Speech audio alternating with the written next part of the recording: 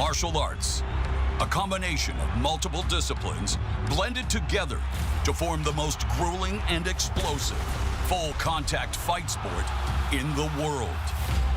To compete in today's MMA, a fighter must be well-rounded and possess a diverse skill set in order to reach the pinnacle.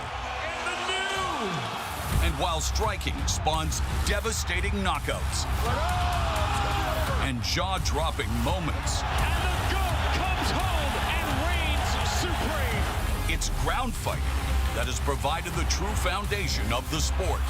And at its core, grappling arts like wrestling and Brazilian Jiu-Jitsu have proven to be the most successful. And still, heavyweight world champion. Tonight, two world-class practitioners of their respective disciplines meet in the Bellator cage. One man, a second-degree black belt, proudly carrying on the tradition of excellence established by the first family of BJJ. Gracie. The other, a six-time state champion and four-time collegiate All-American, who aims to prove that wrestling has become the true path to MMA greatness.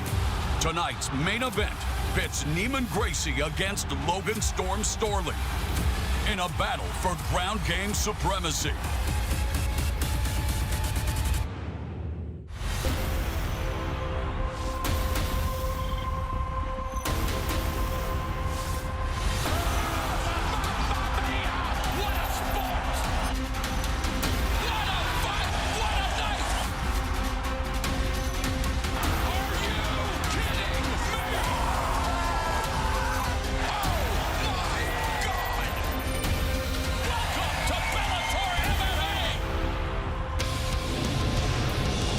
Situated in the foothills of southeastern Connecticut along the banks of the Thames River, the massive Mohegan Sun Casino and Resort is where Bellator 274 will culminate with a main event with massive title implications in the welterweight division. It's Bellator MMA's first five-round non-title fight. Oh yeah, we've got 5 on it, when number 4 ranked Naaman Gracie goes up against the 5th ranked Logan Storley. While the surname Gracie is synonymous with submissions, in his most recent fight last September, Gracie garnered his first knockout. He credits his striking coach, Muay Thai maestro Rafael Cordero, with helping to take his striking to the next level. Storley put up a brave fight against Yaroslav Amosov in Storley's lone setback prior to Amosov's ascension to the 170-pound throne. While wrestling is what launched Storley's journey to mixed martial arts, his striking skills honed under the tutelage of Henry Hooft have punctuated the pound in his ground and pound attack.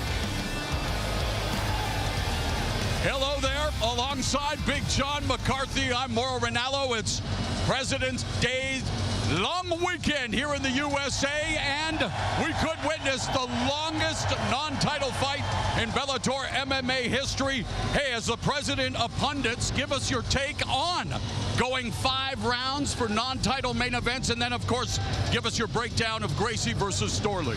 Well, as a fan, I love the 5-minute rounds. I think it's 5-minute rounds. It's great. As a fighter, not so much. If you're Logan Storley, you're looking and saying, I've got 10 extra minutes that I have to deal with a guy that is a submission master, a guy that can put me out that fast. That is not an easy thing to deal with. If you're Naaman Gracie, you're looking and saying, I have to go 10 extra minutes with a guy that's a grinder, is always after you, is always on top, and has heavy ground and pound that can damage you. You're taking a look at the dynamic side of Gracie versus the brutality of Logan Storley. And of course, plenty going on in the welterweight division coming up May 13th in London. Yaroslav Amosov will defend the title against Michael Venom Page. We'll also see the former 3-time champion Douglas Lima against Jason Jackson. So plenty on the line in the main event tonight. And speaking of the welterweight division, the co-feature sees former 170-pound champion Andrei Korskov colliding with Chance Rencounter, who is looking to make the most of his second chance with the promotion. Georgie Karhanyan and Adam Piccalatti will meet in a matchup of battle-tested veterans who are hoping to bounce back after both took the first letter in lightweight in their last assignments. Well, after his life unraveled due to addiction and the myriad personal issues that come with it, fan favorite Brennan Ward, now 1 year sober, returns to competition for the first time in 4.5 years against Brandon Bell at a contract weight of 175. And the Bellator 274 main card begins with a top 10 heavyweight battle between the undefeated Davion Franklin, ranked 8, and the 9th ranked Said Soma, who is seeking his 3rd straight triumph. Man, Davion Franklin is just a monster. This guy is explosive and has ungodly power. Heavyweights have power, and then there's guys like Davion Franklin that are just scary. Said Soma, he's like the hybrid in the heavyweight division. This is a guy who's got a gas tank. He comes after you. He starts slow, and he keeps building in his fights. He uses great leg kicks, great wrestling defense, and he just keeps flowing to the point where he drowns you in the fight. He does have power, but not the power of a guy like Franklin. That is rare. And we all know, John, that you have the finger on the pulse of the tail of the tape, so let's get to those numbers. Well, just take a look at this. 262 for Davion Franklin. He lost weight to get there, lost a little bit more than he wanted. 243, that's that hybrid weight for Said. This is a big-time fight for both guys. It should be fantastic. We are set for the official introductions. Take it away, Michael C. Williams.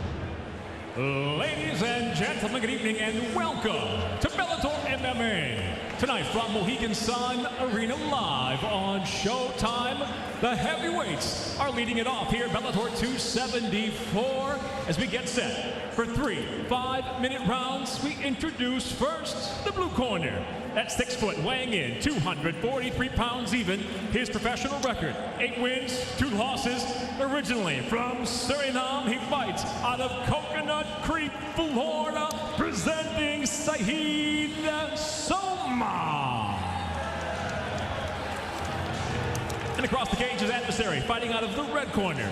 At 6'3", weighing in 262 3/4 pounds. The undefeated professional brings 4 victories without a defeat from Chicago. He fights out of Albuquerque, New Mexico, all day, Davion Franklin.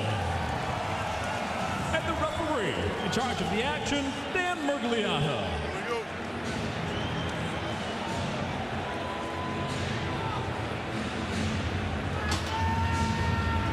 All day, Davion Franklin, 4-0 with 3 knockouts. You ready, sir? All right, let's go, gentlemen. Said Soma, 8-2 with 5 knockouts.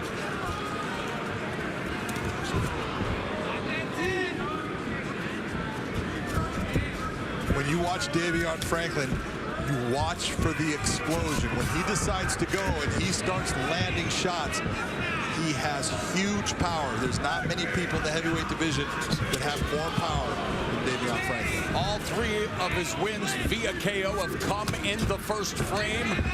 His 3 KO wins have totaled 4 minutes and 3 seconds. His 4-fight winning streak at heavyweight, the second longest acting streak here in Bellator MMA, behind Steve Mowry, already now putting it on. Soma, Franklin on the attack in the opening minute. This is one of the things that we wanted to see out of Davion is Davion, when he gets excited, he goes and he'll empty the tank. He needs to be very relaxed, very calm throughout this fight. And you can see that little shot, it got Soma's attention. He's taking his time. So very smart and very educated by Davion Franklin. We talk about Steve Mowry with the 6 consecutive wins. Mowry beat Soma in Soma's pro MMA debut, and Soma looking to survive the onslaught of Franklin as Franklin goes right down the middle with another piston-like right hand. Davion doesn't know how to throw anything with not bad intentions. When he throws, there's everything he has behind it most of the time. He needs to just think about touching Said, take his time like he is, which is very impressive right now because he's very young in his career. He's only 4-0.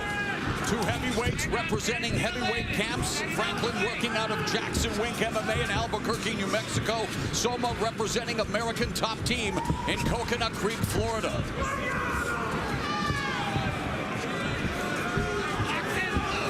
Soma very Leering of Franklin's power. Franklin's ability to detonate a bomb and end things quick. And there's a side kick to the midsection of Soma. Soma coming forward. Soma just keeps on building in a fight. He normally starts off pretty slow. It's one of the things that we've talked about. He had the fast knockout against Ronnie Marks. But most of the time he takes his time, but he does continue to build in the fight. Franklin wanting to, as he put it, silence the haters who have slid into his DMs. And you think, I mean, what have you done for me lately? The guy is 27 years of age, has had 4 professional fights, 3 knockouts, and give the guy a break.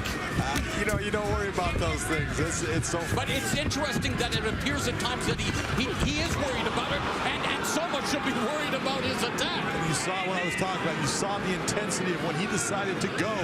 It's everything, and that's what Saeed Soma just needs to try to weather the storm, slow him down, do exactly what you're doing right now.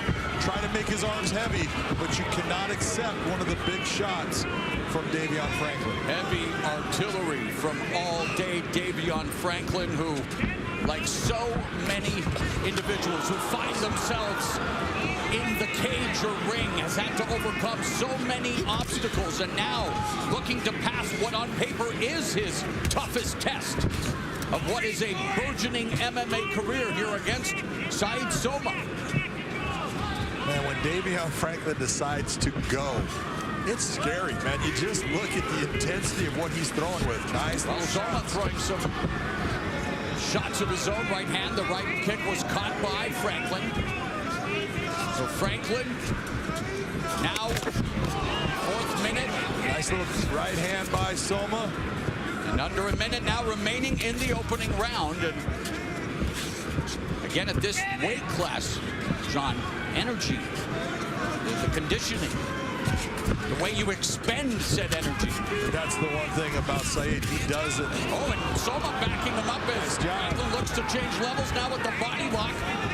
Very, very good body lock position by Davion Franklin, but you see the overhooks by Soma. What he's trying to do is just put weight on those arms. He wants to make them heavy. And we talk about conditioning. Well, Soma started swimming at the age of 5 at a very high level, so he is probably able to go into deep waters. Of course, Franklin has never been brought to those set deep waters. Well, he kind of has. If you go into his one fight with Raz Hilton, then it ended up in a technical decision. I stand corrected, you're right. And a lot of people there, though, talked about his conditioning in that fight, and it was a teaching moment for him as well. Absolutely. Good job, gentlemen. Good job.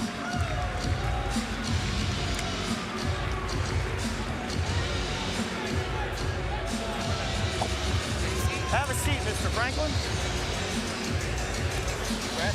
All right, I need some big, deep breaths from you, boss. Big, deep breaths, just like simulations. Go back to simulations. Remember how we did that? Yep. Here's some water. Take a drink whenever you want. Okay, that was a great round. Great round. You won that round. But listen, you got to be a little more disciplined with your punch combinations. You're hitting them and watching your work. Okay? Throw your combinations, get your air back, throw your combinations. He's going to come out this round and try to take over. You don't let him take over. You understand me? Hence the nickname Yoda for Greg Jackson. So smart in what he says. Here's what Davion going after. So you see him just getting out of the range. Took one left hand right there. But overall, see a lot of big air being swung at and hit by Davion. He's not hitting that target, and it's where this is what Greg Jackson was just talking about. I need you to stay calm, stay relaxed, and don't worry about the one shot. Just keep touching him. Jackson wants Franklin to remain all disciplined all day. And a rather undisciplined attack to begin round 2, and again swinging wildly as you look momentarily there at John's unofficial scorecard. How did you score the first 5 minutes and why? I agree with Greg Jackson. I thought Davion Franklin won that round. He landed the shots, not all, but you know, the kicks and everything. He just had the better round, 10-9.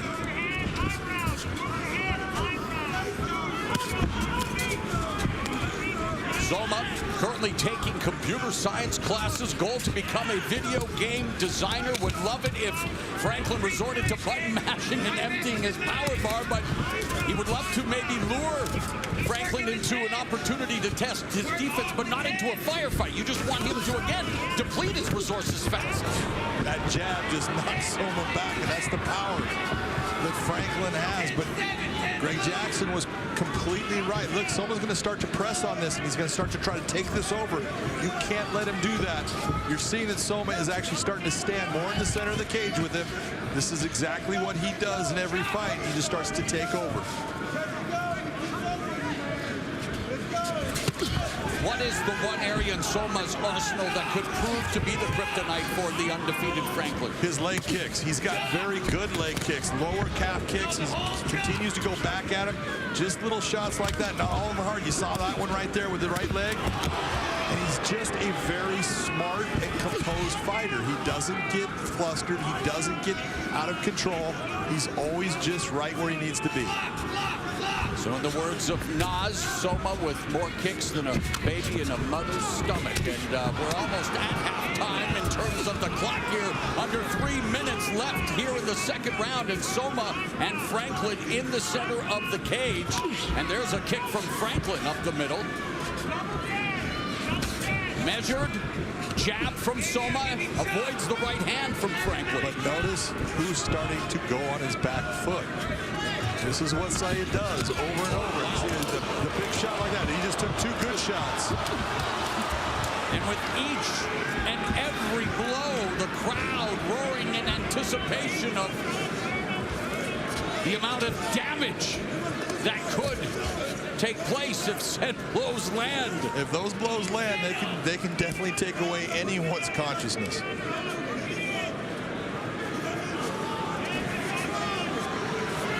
A game of inches of MMA going on between Franklin and Soma along the fence, and just a little micro battles that need to be waged, John, in order for success. Well, Saeed Soma is fighting the exact fight that he needs to win this. He needs to wear on Davion. He's not as strong as Davion. He's not as fast as Davion. But he is a smart fighter, and smart fighters tend to do well when they can control the fight, and that's what he's starting to do.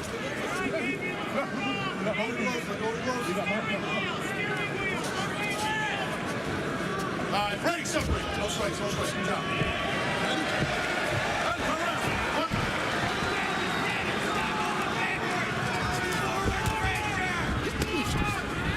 Franklin throwing everything with bad intentions, loading up on everything. And of course, when you load up on shots, you definitely expend a lot more energy, John. And that's the one thing, you know, even talking with him, we talk and say, you don't need to load up.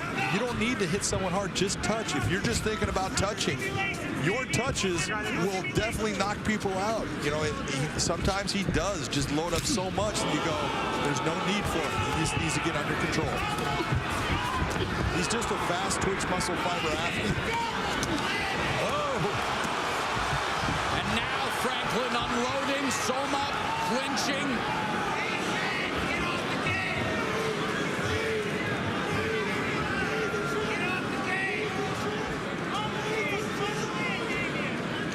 Doesn't take a rocket scientist to determine why you want to feature heavyweights who like to throw down to kick off a main card, John. Especially ones that throw with the intensity of Davion. Oh, nice job. Franklin on top. Great switch of the hips by Davion Franklin. Needs to watch the back of the head there. A little sloppy in the striking. And now beginning to slow down a bit as the second round comes to an end in this heavyweight tilt.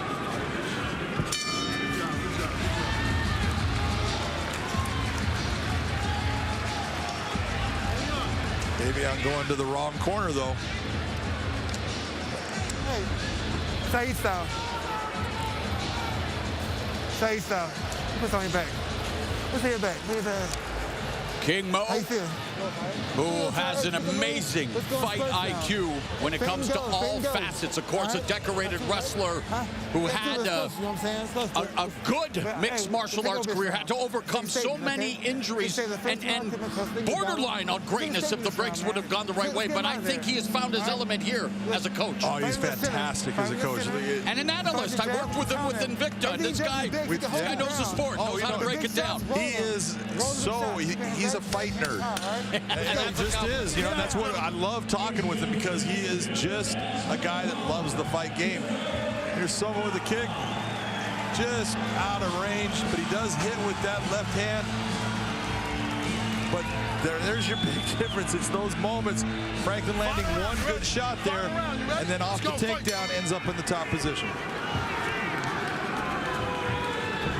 Third and final round between undefeated heavyweight all-day Davion Franklin and the 8-2 Saeed Soma. And on your scorecard, Big John, what does the third round determine? Soma tattooing Franklin with some shots. Franklin coming back. You have Soma having to, deliver more strikes like that. And it could be that the second round went to Soma. I'm going off of what Davion was able to land as far as the couple things that had the big power, because there wasn't a whole lot of volume from either. So they're pumping up the volume early here. Yes, they are. And I think both guys do need to go after and win this. Jeez. That was a swing and a miss. That's what Davion has to stop doing. Don't go for that big home run shot. All you got to do is touch. Don't rub it in on the baseball fans who are watching that. And as we look at the work of Soma. And this is when you're looking at Soma. A lot of those are the little kicks to the inside of the leg, outside of the calf. Yeah, so Franklin's had a lot of eye-catching shots. Yes, he's had the power.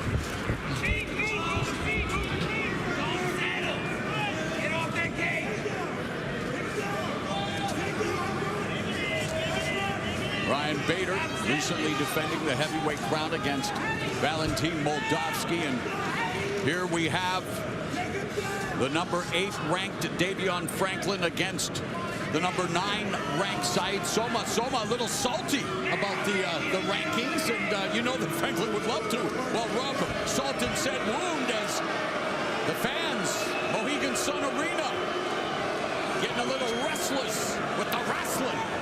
Dan Miragliotta usually is pretty fast about not allowing guys to be clinched against the cage that long. So we'll see what he does with this. But Saeed's doing some work. He's actually working at the legs, bringing the knees up into the midsection, and he's looking for the takedown. We'll see if he can get it.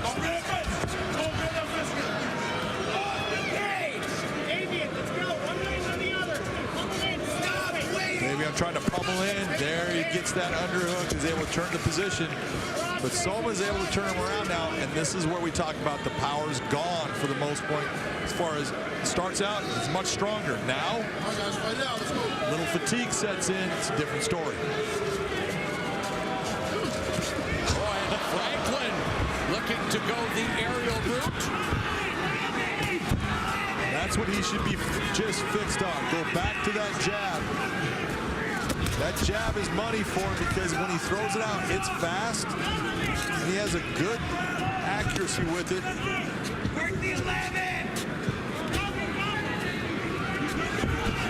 Heard Soma's corner yell out, work the 11. I know the fans would love it if they turned it up to a Spinal Tap 11 in terms of the offensive output, John. Especially in this division, and they seem to have the energy with them, the feinting, and now the detonating, and Franklin missing with the kick. Franklin talked about it, he's been running a lot. Soma trying to avoid the punches, but not throwing any back, and now clinching. Finish your thought, John. He talked about it. He's been running a lot, getting his cardio up, and you can see, look, he's a lot more in control. He's tired, no doubt, but he's in this fight, and it's not like he's slowing down. That was a big energy dump you just saw with him going after Soma right there. But he's in this. He needs to get that underhook. The heavyweight division always one punch away from really changing your fortunes and moving up. And again, the number 8 ranked Franklin, number 9 ranked Soma wanting to make a statement.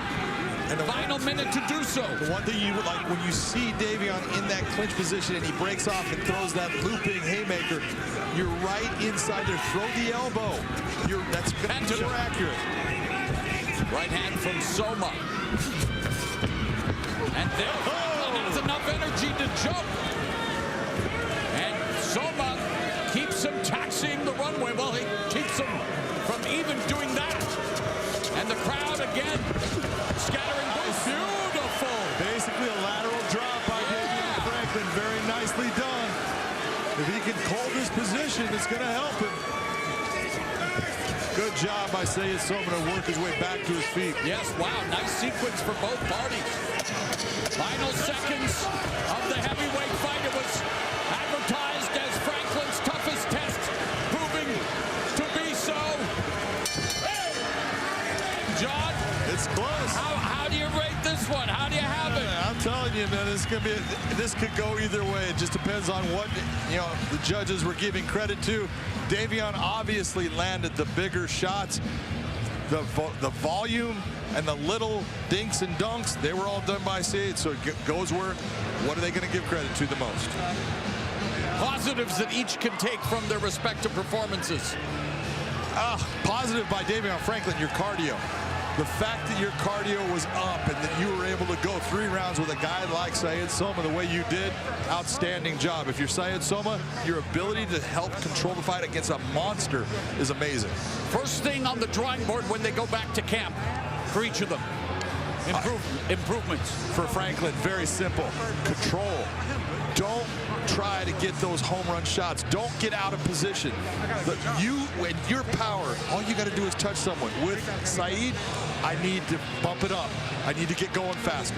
All right, hey, there are monumental stakes at play on Showtime, whether in the Bellator MMA cage, Wall Street, or Silicon Valley. When it comes to Michael Prince Capital, what you've done before today is not my concern. That's the way of the gun. And you're okay with it? The gun doesn't care what I'm okay with. The billionaire class, they're a scourge. I'm gonna get them where they live. I come to take what is mine. He won't stop till he gets what he wants. I can't lower my rifle. I don't go to war that way. I just go to war.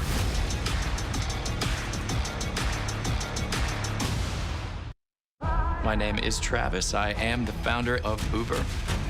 And contrary to what you might have read, I am not a monster. He is bold and uncompromising. Is this legal? Grow or die. You need to start listening to the people that help build this company. The city has been taken!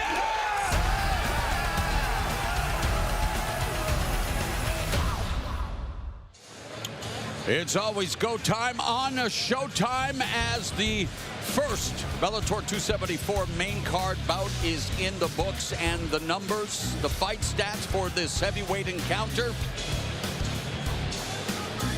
they are in favor of Sayed Soma. Will the decision be in his favor? Let's go to Michael C. Williams. Ladies and gentlemen, having gone the distance, we'll go now to your 3 judges at cage side. Your first, Michael Murtha, scores the fight 29-28. He sees the fight for Franklin. Your second judge, Dave Hagan, 29-28. He sees the fight for Soma. Your third and final judge at cage side, Brian Miner, scores the fight 30-27, seeing it for the winner by unanimous, split decision of Davion Franklin. An incredulous Sayed Soma, but highly competitive bout that ends via split decision victory for the now 5-0 Davion Franklin, who is going to be talking with Big John McCarthy. I'm here with your winner, Davion Franklin. Davion, the first thing I want to say is you scared me.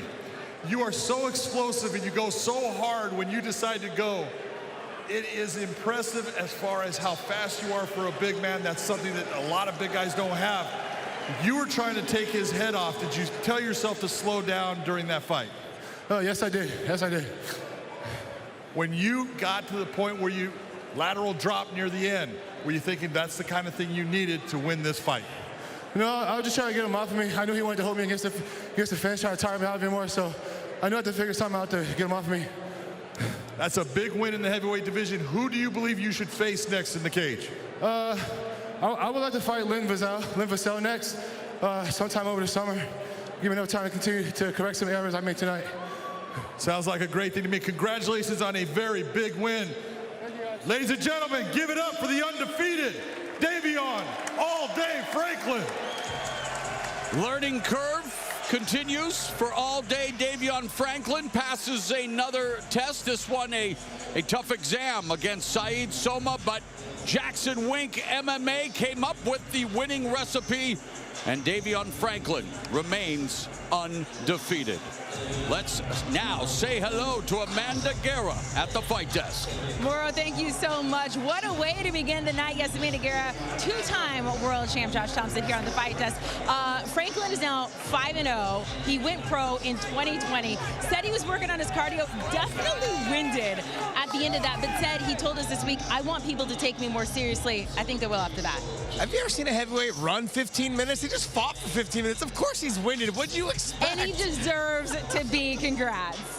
I thought he fought a smart fight, a lot smarter fight than a lot of people were giving him credit for. His fight IQ improved in this fight. I thought he fought a very smart and educated fight in terms of he picked his opponent apart. John talked about he overextended sometimes, but he did a great job tonight. Yeah, he did. Congratulations to him. Still undefeated with Bellator and in his pro career. All right, guys, it's time to talk about our next fight. If things are about to get a little loud in here, this is the reason why. Brennan Ward versus Brandon Bell. Brennan Ward is from Connecticut. He has not been in a cage since 2017. He battled major drug addiction. He overcame that. We get to see him fight tonight because he decided to fight for his life. I think it's important for a lot of people to know what I went through and like where you can get to, you know, because dude, I thought there was no hope. Irish Brennan Ward. My name is Brennan Ward, fighting at Whaling City Athletic Center. You know, there was a lot of speculation, a lot of rumors about, you know, me and what I was dealing with, you know, on behind the scenes. Guillotine, going hard for it. Full guard. Can he get it? What's his head? 10 minutes all over. Because I threw my career away because of drugs, man. I was partying real hard since 2015. 2016 was bad, 2017 was bad. I asked him, I said, do you ever think about stepping back and resetting? You wanted nothing to do with my fight. Nope. Yeah, sure, yeah, I mean, that's Brennan, man. You know, when you do drugs the way that I did drugs, like a lot of people die. You know, a lot of people die. So it was important for me, for myself, to get back and prove to myself that, hey, man, you can get back to where you were. Oh, that's it. Good night. John McCarthy steps in. His right hand right to the jaw. He is out before he hits the ground. So you already know that this fight is not leaving the first round. Facts. Facts, dude. You know me, dude. I don't do the glorified sparring shit. I go out there and I throw haymakers and I throw dudes on their head. But a right hand puts Olsen on his back, and this one is over. Brennan Ward has done it again. I feel good. I feel like 2022 be a good year, man. Be a good year. The winner by knockout, Irish Redhead. So like tune in because you're gonna see a knockout or me suplex somebody. And Josh, I don't think we can emphasize enough what a story of redemption this is. And we have not seen Brennan Ward in a cage since 2017. He dealt with major drug addiction. He was in and out of jail, and we get to see him fight tonight. Yeah, one of the biggest takeaways from this, though, is that you've got to learn to love yourself first and do it for yourself. And I think tonight he's doing it for himself. He said that. I want to prove to everyone, but I want to prove it to myself. That's the most important part. You know, his daughter was in the fighter meetings, and she was just tearing it up. She was the center of attention. Absolutely adorable, but you could see the way he interacted with her, the way she was with him. I'm telling you, I think he definitely is on the right path. That's not a question. But it was nice to see the energy he brought, the excitement, and he's ready. He's ready for tonight. Okay, regardless of what had happened, and we're not going to take away from that because it was absolutely incredible for him to be here tonight. This is a fight. He's got to step into that cage and go up against Brandon Bell. What do each of them have to do to get the win? Or just set it up for us? Well, Brennan's all he's got to do is just be himself. Go out there, throw big shots, be concise with his striking. Don't overdo it in the beginning for the crowd. Use his wrestling. His opponent just needs to come out and let it go because he has nothing to prove. Like, the crowd is for here. He has a chance to silence the crowd and let everyone know he's arrived. As we mentioned, Brennan Ward from Connecticut. A lot of people here to see him tonight in the building. Maura, we'll send it back down to you. Thank you very much, Amanda. Fan favorite Irish Brennan Ward, hoping to rewrite his narrative, now 1 year sober. He battles Brandon Bell at a contract weight of 175 pounds. And now, to make his way to the cage, the juggernaut, Brandon Bell.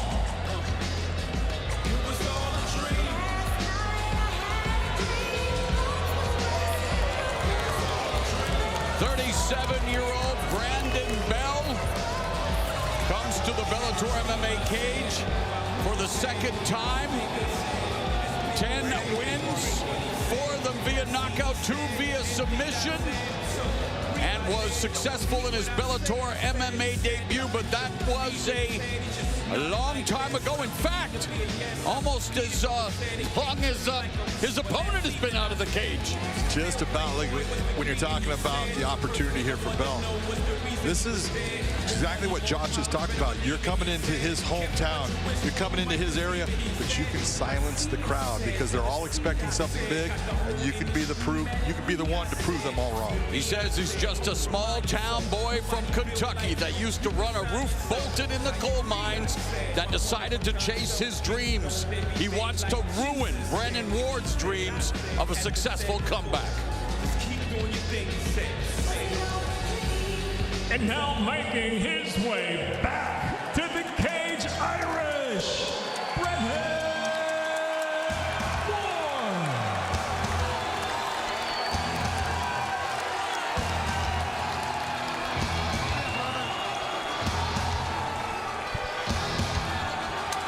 Wanted to give Brennan Ward an opportunity to soak up the cheers, music to his ears, John, after everything that he's been through. You know, fighting in a cage, one of the most dangerous things that you can do as a human being, where you find out the truth. But this man has already won the fight of his life. But there is something to be said about trying to do what he's doing at this stage of his life. This is the easiest thing that Brennan Ward's done in the last couple of years. With what he's gone through, this is nothing. Well, we are set for this contract weight, 175 pounds. The numbers, John. Real simple, it is a 175-pound contracted weight. That is for both guys to come in here healthy and strong. We're going to see who can get the best of who. Here's Michael C. Williams. Bellator MMA live on Showtime now features 3 5-minute rounds at a contract weight of 175 pounds. Introducing the blue corner first. At 5'8", weighing in 173.8 pounds, his professional record 10-10. He fights out of Harlan County, Kentucky, the juggernaut, Brandon Bell. And across the cage, his adversary, fighting out of the red corner.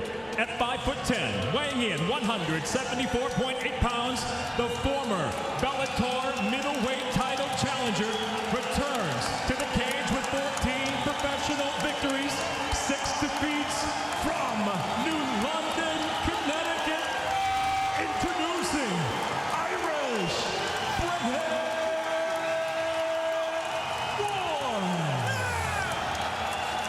In charge, your referee Dan Mergliano. All right, here we go. The job is to remain impartial. Hard not to get goosebumps after that reception for Brennan Ward back in the Bellator cage for the first time in nearly 4.5 years. Well, the same goes for his opponent, Brandon Bell.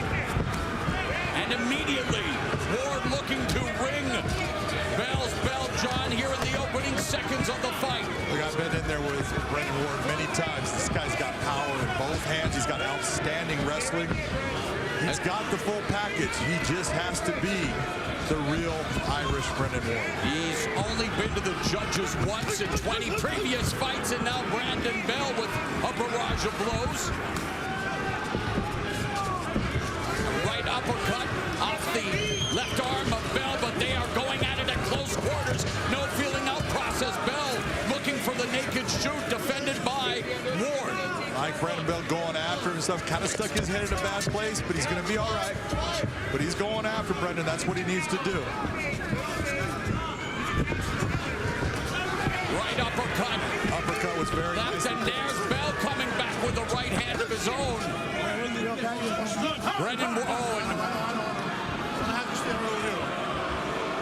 You know, for a guy who's inflicted a lot of, self-low blows, here he is, the poetry is back in his fight, and having to overcome so much, well, overcome a little more, Mr. Ward. Yeah, that one hit right on the spot.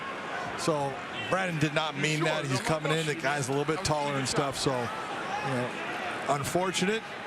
Brennan will get time to recover. He should take as much time as he needs. And Brennan Ward will not take much time at all. His 2-year-old daughter gave a new meaning to his life. He went from drug addict to a parent who prioritizes his child's life above all else. And that's who he's looking to feed and support with his fists and his will. Brennan just needs to keep going back to that jab. His jab is lighting Bell up, and he just needs to sit down on it and just keep snapping it out. Brennan Ward, seek and destroy mission. Bell looking to take Ward off his feet.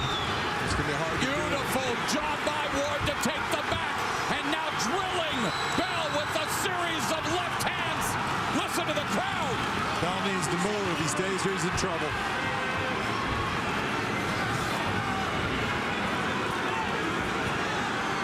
The crowd on the verge of exploding, John, as Brennan Ward explodes with his strikes. Brennan Ward has opened Bell up.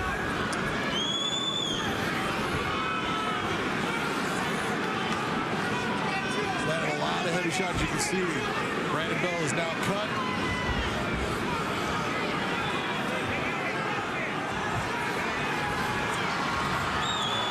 Brennan Ward turning Brandon Bell into a bloody mess midway through the first round.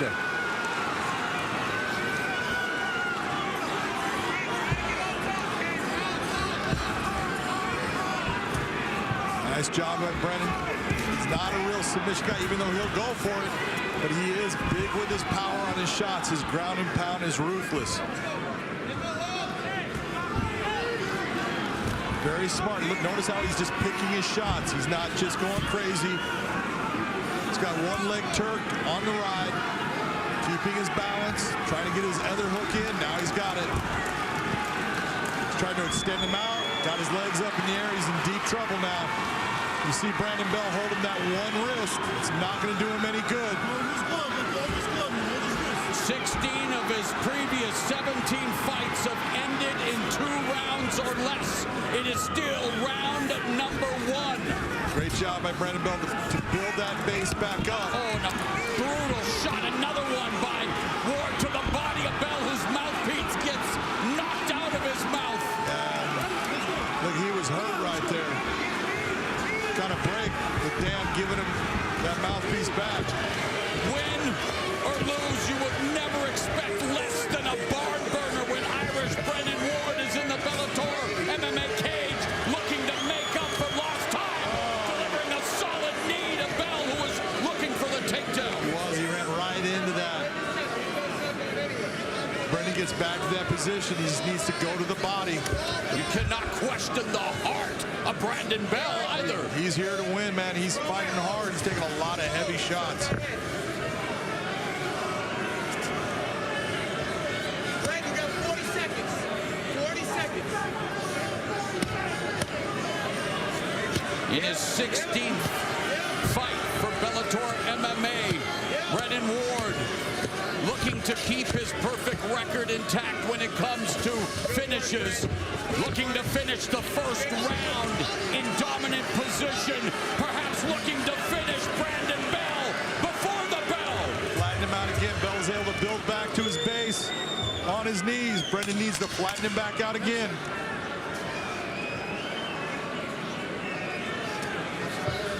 First round couldn't have gone better for Brennan Ward.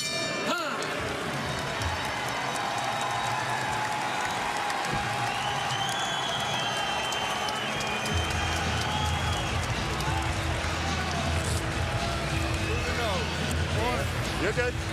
Grab that water. Look at me. You're good. Yes. Look at, you're piecing him up in that jab. That left jab right there was money for Brennan Ward. When he was going back to that jab, it was accurate and it was damaging. Look at the big uppercuts here. Bell has to shoot on him. He's taking too many shots. You see Brennan coming around and just starts unloading. He opens him up. Mouthpiece comes out. And then goes back to work. Big shots. Ends up eating a big knee when he dives in here for the takedown. It's the nose, right? Okay. All right, let's go, gentlemen. More off the thigh. If it was the knee that hit, might have put him out. Okay.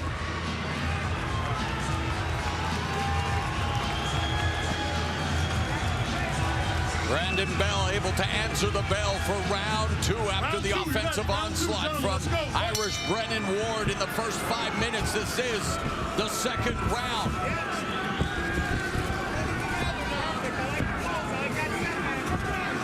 And a dominant opening round results in a dominant scorecard as Big John McCarthy gave him the round 10-8 as Ward goes looking for the body blows, and he continues to tattoo Bell and has his back, and again raining down the round. And Bell is done. He is tired. He got hit with a body shot. Good job. Don't call it a comeback.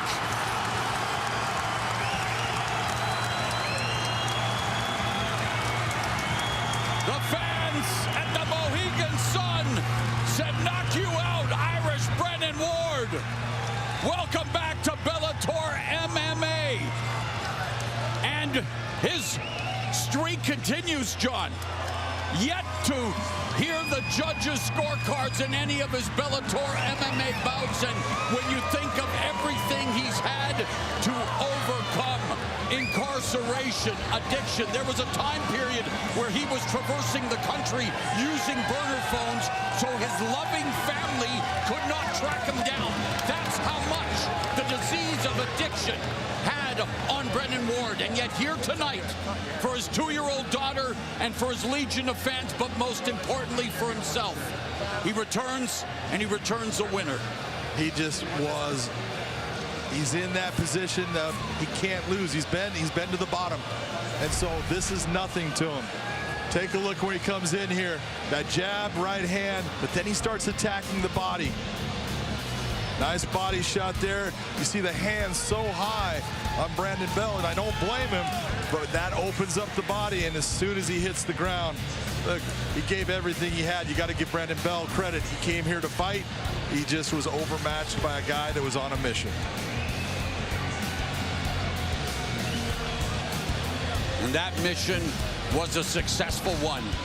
But the battle endures on a daily basis. And for Brennan Ward, 33 years of age, first time in 4.5 years. The prime years may be gone. But against a valiant effort from Brandon Bell, Brennan Ward returns to the Bellator MMA cage victorious. Let's go to Michael C. Williams. Ladies and gentlemen, inside the Bellator cage, it comes to an end. 32 seconds into round number 2. The winner by TKO, Irish Brennan Ward. Here's Big John McCarthy.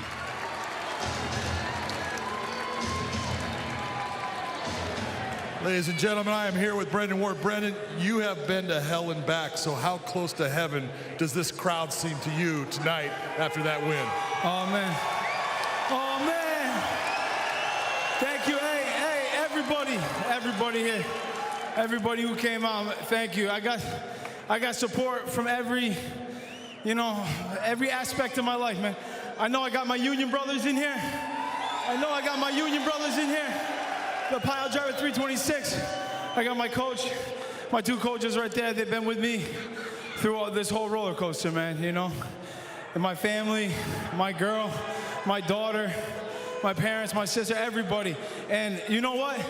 I came here tonight for myself, and I came here tonight to show the world that, yo, you can go to fucking hell, and you can come back.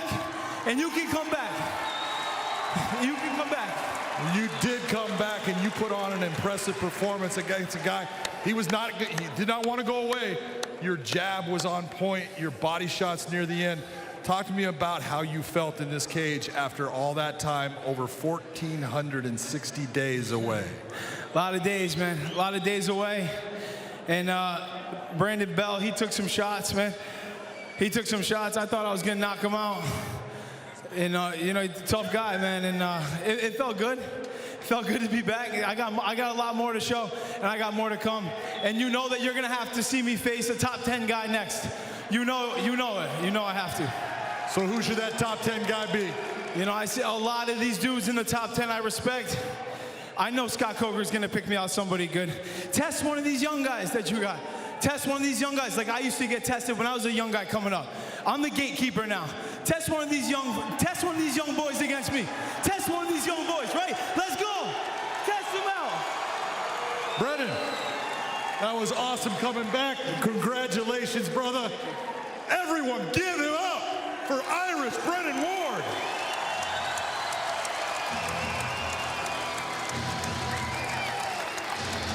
A special moment, a special night for a special individual, Irish Brennan Ward. At 33, the self-proclaimed gatekeeper, well, he stormed the gates of the Bellator MMA cage and returned in successful fashion. Inspiration, be thy name. Let's go back to Amanda Gala.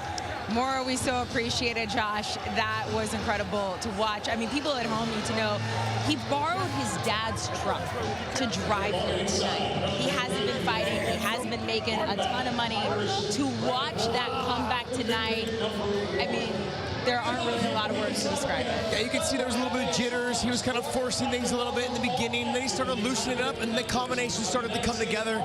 And then everything just started flowing, and he just started landing the jab. It was a stiff jab. And the uppercut came. The wrestling and stuff in the takedowns. Great job by Brennan Ward tonight. It's nice to see him. Nice to see him return in this fashion. Yes, we're very pleased to have him back. I don't know about gatekeeper. Let's dial that back a little bit. He's still a young buck. I'm pretty sure you would call yourself the same a couple of times, and we're not sure about that either.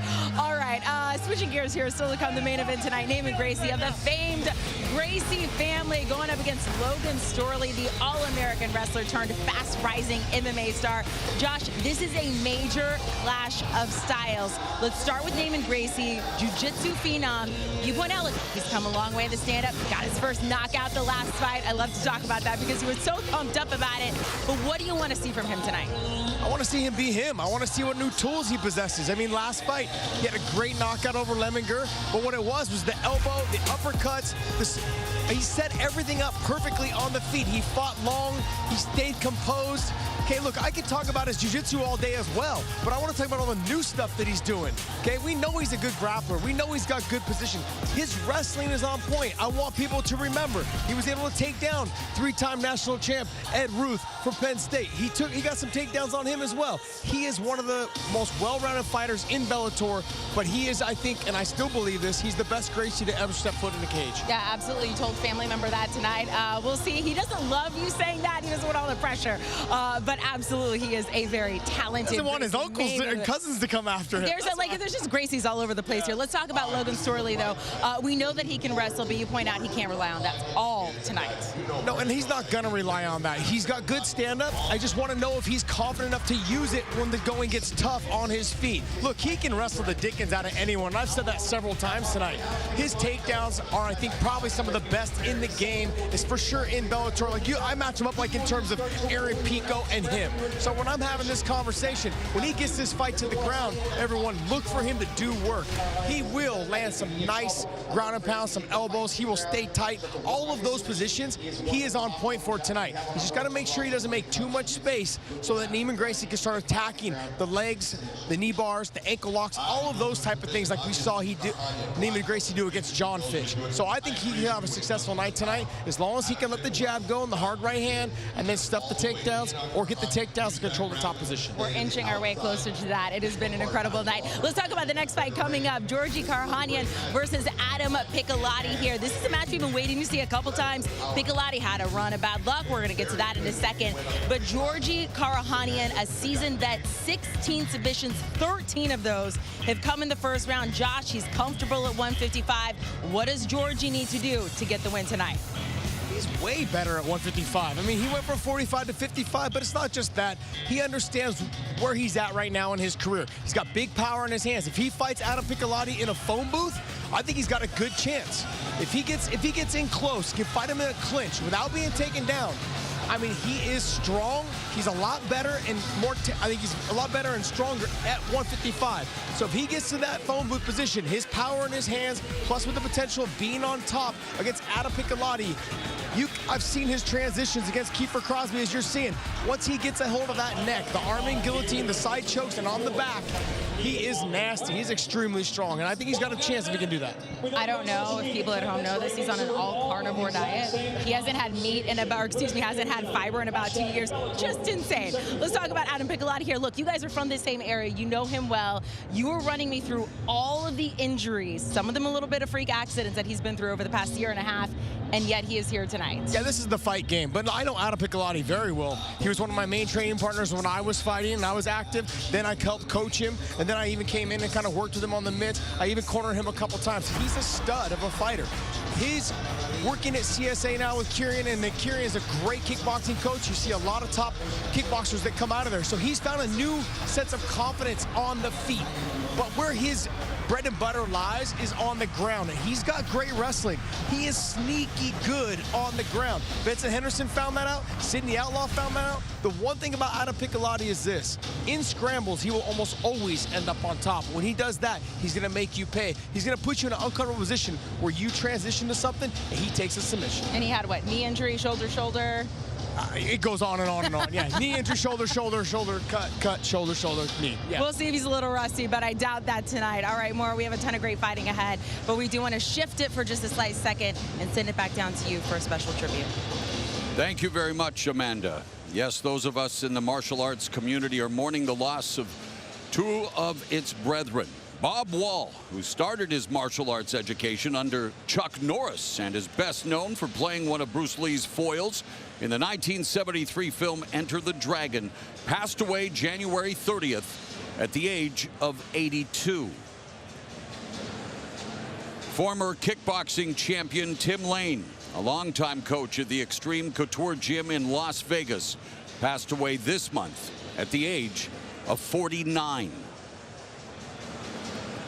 All of us at Bellator MMA extend our deepest condolences to their families and friends.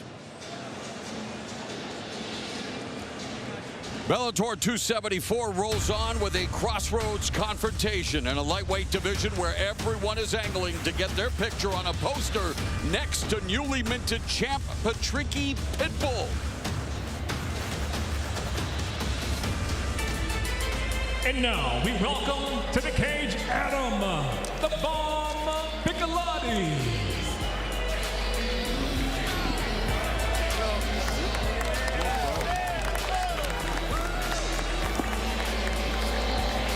Adam Piccalatti.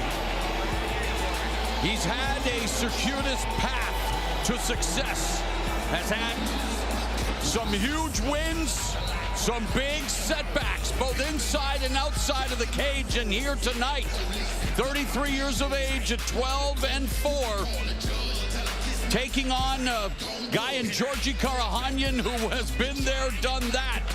So much at stake for both fighters. Oh, this is a huge fight for both guys. Adam Piccalatti coming off of, like they were talking about, a ton of injuries. Some things, you know, he was getting ready for a fight, gets cut.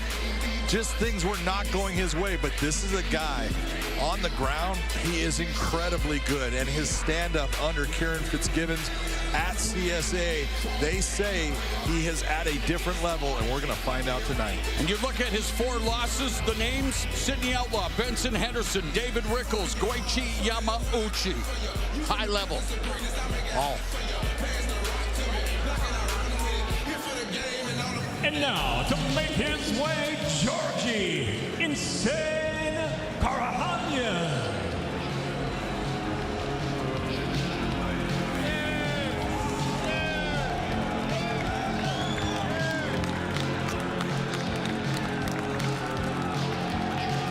Georgie Karhanyan, as we mentioned, been around the block. In fact, developed a groove in the sidewalk there, John, and looking to get his groove on here at lightweight. He is 3-2 since he moved up to 155 from the featherweight division, but a guy with experience and then some.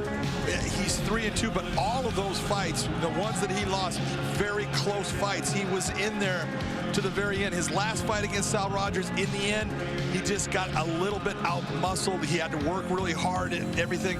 But look at Georgie Karhanyan. This is his 45th professional fight, and he has been fighting consistently, and I think that is an advantage for him in this matchup with Adam Piccalatti. For those kids in the back, he just said 45th professional fight. As we go to the numbers, the tail of the tape for this lightweight encounter. Take a look. The one thing, and Josh was talking about it, Georgie needs to get inside. Fight in the foam is 67.5. That is a short reach. 71.5 isn't that much, but it's an advantage that Adam possesses. Here's Michael C. Williams. Here at Mohegan Sun, Bellator MMA moves now to the lightweight division set. For 3 5-minute rounds live on Showtime, we introduce the blue corner. At 5'11", weighing in 155.5 pounds. His professional record, 12 wins, 4 defeats. From Half Moon Bay, California, Adam the Bomb Piccalatti. And across the cage, his adversary, fighting out of the red corner. At 5'8", weighing in 156 pounds even, he brings a veteran professional record, including 31 victories, 12 losses, 1 draw. Originally from Moscow, Russia, he fights out of Riverside, California, Georgie Insane Karhanyan. And the referee in charge, Kevin McDonald.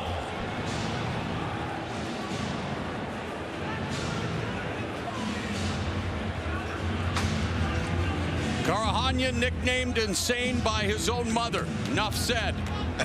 Piccolati looking to set the record for most submissions in the Bellator lightweight division, currently tied with Goichi Yamauchi, Michael Chandler, and Marcin Held at 5 as we begin round number 1. Push kick immediately delivered by Karhanyan, fighting out of Millennia MMA, while Piccalati, longtime student of Raul Castillo.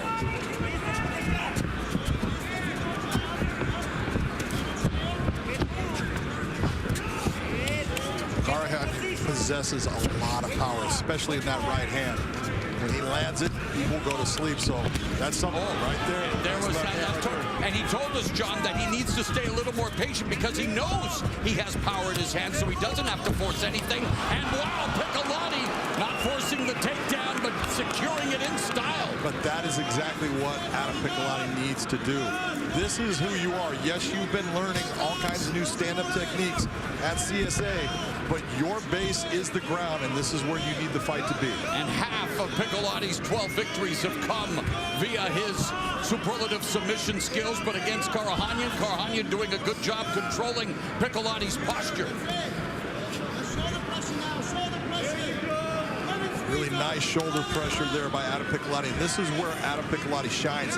His top game, his pressure on top is outstanding. Are you inferring that maybe Karhanyan could come down with a bad case of the Von flu?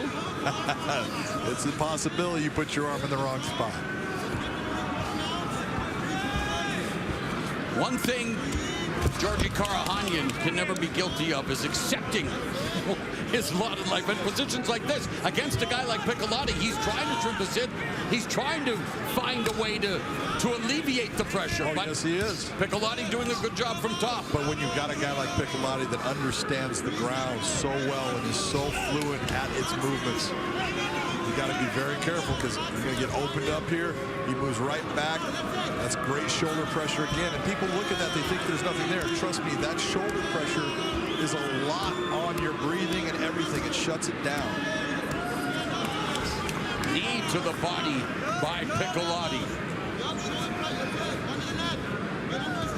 Right now, Georgie's in that position. He's got to make a decision. Do I sit with what I'm doing and just, end up losing this round, or do I, explode and try to get out, which could put me in a bad position with a guy like Piccalatti?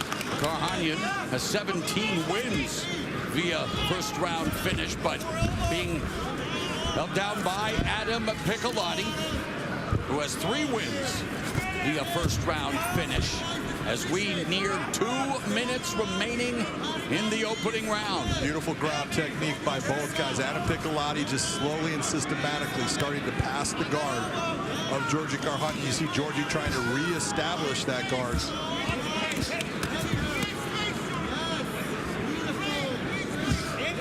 He's trying to keep himself tight to just alleviate any damage that Adam can come up with.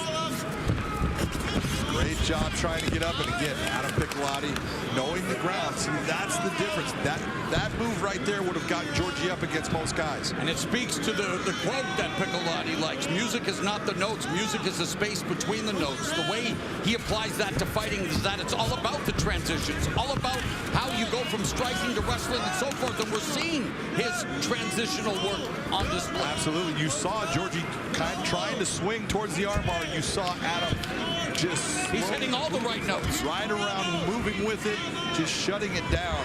Oh, little percussion. A minute left in the opening round. Some ground and pound by Piccalatti trying to pass the guard. And he does.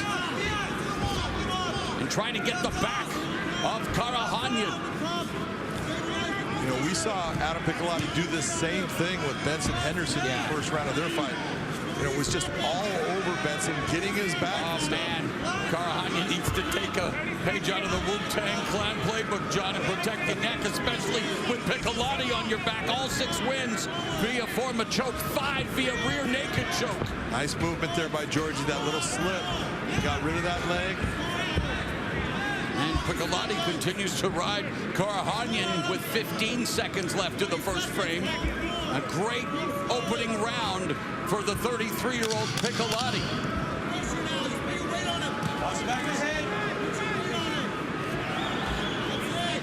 Putting in the work as we go to round 2. Your takeaway from the first 5 minutes, John? My takeaway is Adam did exactly what he needed to do. Getting that fight to the ground, being the guy that just controlled it from the top. But the guy that could really tell you about this, look at Josh Thompson trained with him. He cornered him. Josh, what do you think about what he's doing right now? What I loved was the way he caught that kick. He learned that from Kieran Fitzgibbons. The way he caught it and then made the transition and pulled right in. See, one hand over the top, one hand underneath. Pulled him right into the double leg. Beautiful lift to the takedown. That is a Muay Thai style takedown, to be honest. Almost like a, not Sambo, but Sanchow style takedown where he caught the kick. You've seen Kung Lee, guys like that, use that type of takedown. And when he got on top, he did some work. Was able to kind of open up the guard. He wasn't able to pass. Georgie's tough, we all know that. So I thought it was a great round, but remember what happened in the Benson fight. He started to slow down in the second, Benson won the second. He's got to keep focused for the second round. All right, out. Thank you.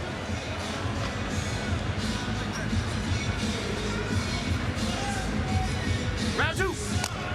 Well, round 2, Piccalatti telling us that he Even into his early 20s, always considered the rut coming up that, well, helped him develop a mean streak and very aggressive when taking it to the ground. And yes, we've talked about the importance of striking, but Karhanyan lands a huge right hand to the side of Piccolatti's head, and Piccalatti took him and came back with a punch-kick combination of his own. Piccalatti was able to see that shot right at the end and gave that little tip of his head, which took some of the steam off of it, but that was a clean strike by Georgie. Piccalatti has never been knocked out, almost knocked down there by that Karhanyan right hand. And if you're Georgie Karhanyan coming into this round, you got to tell yourself, no kicks to the body. If I'm going to kick, I can do it up high. You get his hands up high. There's a body kick by Piccalatti, but the left hand sneaks in again and lands for Karhanyan. So a much better start. And of course, Karhanyan wants to draw the line and say, come on, Piccalatti, let's meet in the center of the cage and put on a show. Georgie's feeling good about what's happening right now because he's landed the big shots. And so is the crowd here at the Mohegan Sun Arena.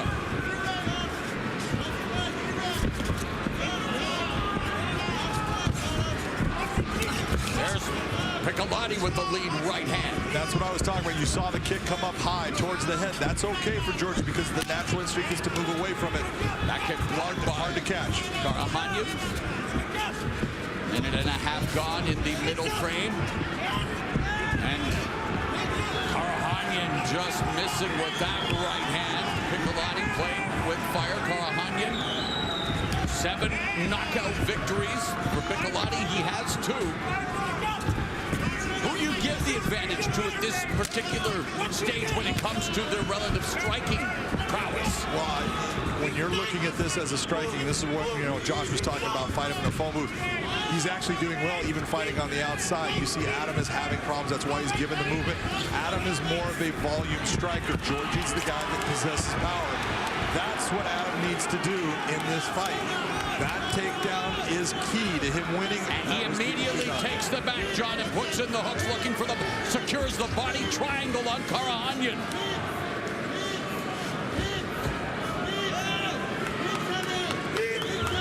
And if Piccalatti has its way, nice job by Bermuda triangle, because Karhanyan's chances at victory may be disappearing here with Piccalatti working from dominant position. Karhanyan had his chin turned to the side. That kept that choke from being put in place.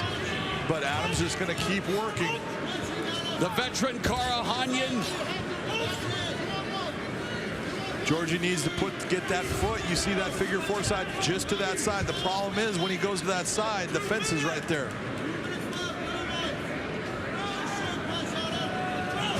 Karhanyan has never been submitted, John. That's because he's outstanding on the ground as far as he understands exactly everything he needs to do to defend. But in this position, all that good work he did in the beginning of the round is now going away because he is nothing but a defensive fighter. And how does Piccalatti fully maximize his dominant position, or is he doing exactly what he's supposed to? He's doing exactly what he's supposed to. He's got that figure 4 in place. It is tight. It's taken away the air of Georgie Karhanyan, and he's pounding. And he's got lots of time. He's pounding on him, which would make Georgie make the mistake and open up that neck. Karhanyan trying to control the wrist. Nope, now has his arm protecting his neck, but not for long. What a battle.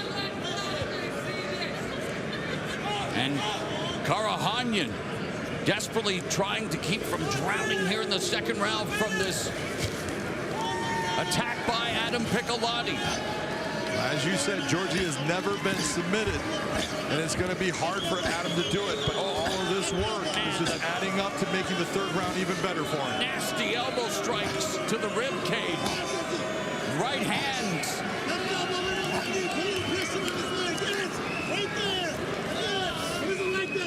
Piccalatti putting it on Georgie Karhanyan in the final 20 seconds of the second stanza. Georgie Karhanyan just hanging tough, man. He's taking some big shots, but acting like it doesn't bother him at all.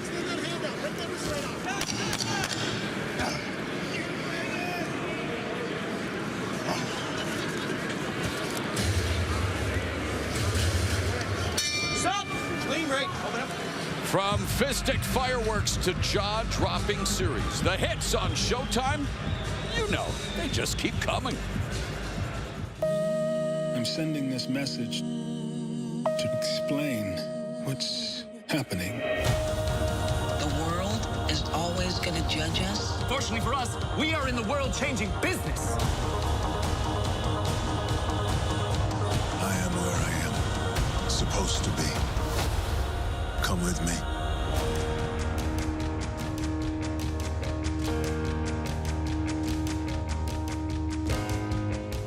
Big shots on this guy. He's going to try to go back to the ground again with you. You know what time it is. You got to go.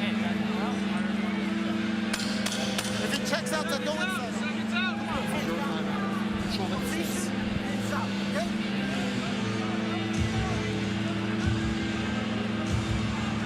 We anticipated a grueling affair, and John Karhanyan and Piccalatti have delivered, but Karhanyan's going to have to deliver something dramatic here in round number 3. Well, he's going to have to do something either 10-8 type round or finish Adam Piccalatti, because I have him down 2 rounds to none. And in terms of Adam Piccalatti and what he hopes to accomplish and what you think he needs to accomplish in order for him to continue rising in the pecking order and bouncing back from defeat. Well, he's doing exactly what he needs to do. He understands exactly what is going to make him successful, and that is getting Georgie to the ground, being the dominant ground fighter. We talked about it at the start. His jiu-jitsu is fantastic, and it is of a level that he can control anyone in the fight. The problem is he's got to take the right shot to get it there.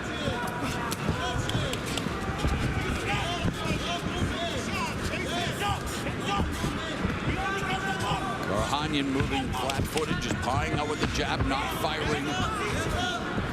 Hesitated before feinting with the kick. And minute gone here in the 3rd round. You can see George is trying to set up his right hand. Nice left hook by Georgie.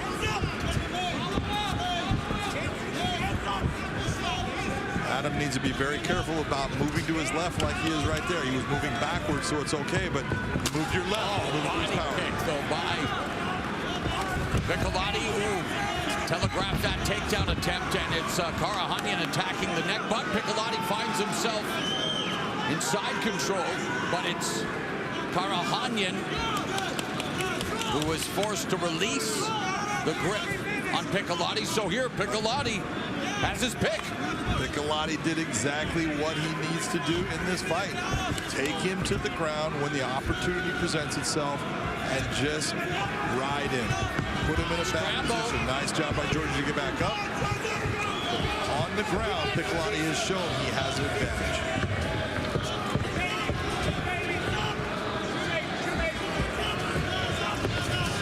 Body kick again. Piccalatti continues to attack the 36-year-old frame of Georgie Karhanyan. We talk about his tenure in mixed martial arts at a high level. His 45th professional fight. The 17th pro bout for Adam Piccalatti, and less than 2.5 minutes remaining in the fight, John. Piccalatti putting a lot of pressure, using that head. All good work. This is exactly what he needs to do. He's controlling that wrist area of Georgie. Georgie trying to go 2-on-1 there. Did not work. Adam going more to a Muay Thai plum, even though he's got the underhook on that side to bring up the knee. Both looking to get back on the winning track. Georgie's got a nasty guillotine, so Adam needs to be very careful of having his head down there with Georgie. Georgie's feeling it. That's why he went for it. 16 submissions, including 6 guillotine choke victories for Georgie Karhanyan. Adam needs to be sure that he's able to control that hand It's taking a lot of the pressure off right now, but it's get tight very quickly. He scored a guillotine choke victory in his lightweight debut against Paul Redmond at Bellator 240 in February 2020, but Piccalatti is out of harm's way in terms of the submission, but now on his back for the first time tonight. First time tonight, but he did a very good job. Georgie finally, knew. He's got it blocked. I can't get it. Let's break off. Let's try to do something to get a win.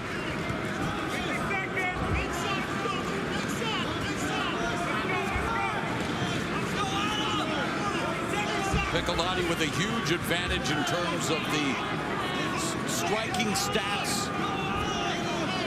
But now attacking.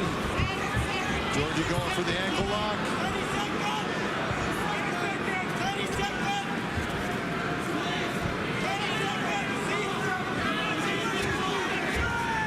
Talked about him having to do something dramatic. Beautiful defense by Adam Piccalatti, spinning out of it. Piccalatti with Karhanyan's back, and Piccalatti on top positionally. And in terms of the fight,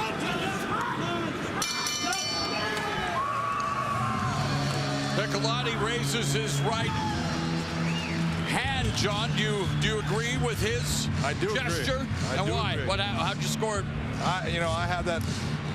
Piccalatti put on a beautiful performance of taking the fight to the ground, controlling Georgie Karhanyan. Even in the third round, you're looking and saying, Adam's winning this fight, but Georgie's got that power that he could end up taking it away from him with just one shot. I thought Georgie did great in the third round. He went for that guillotine. It was a good attempt. He may have won the third round, but the guy who gets the fight is Adam Piccalatti. And for Georgie Karhanyan, John? For Georgie, again, this is that fight where you look at and you go, he's that close. There's things that are going on in it. He had opportunities where he could have done really well, but he was unable to land the shot that he wanted, and he was taken down and controlled in the fight. That's, he's got to stop allowing guys to get him down, but that's easy to say, not so easy to do. He's still competitive with anybody.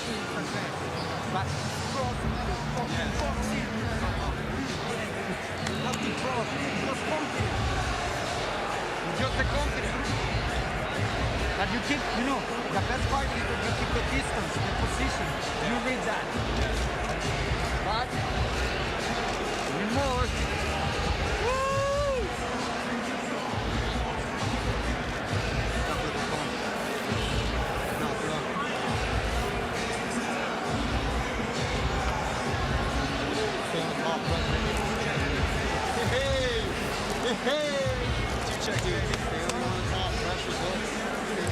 Adam Piccalatti, 13th fight in the Bellator MMA cage, hoping to improve to 9-4 against Georgie Karhanyan.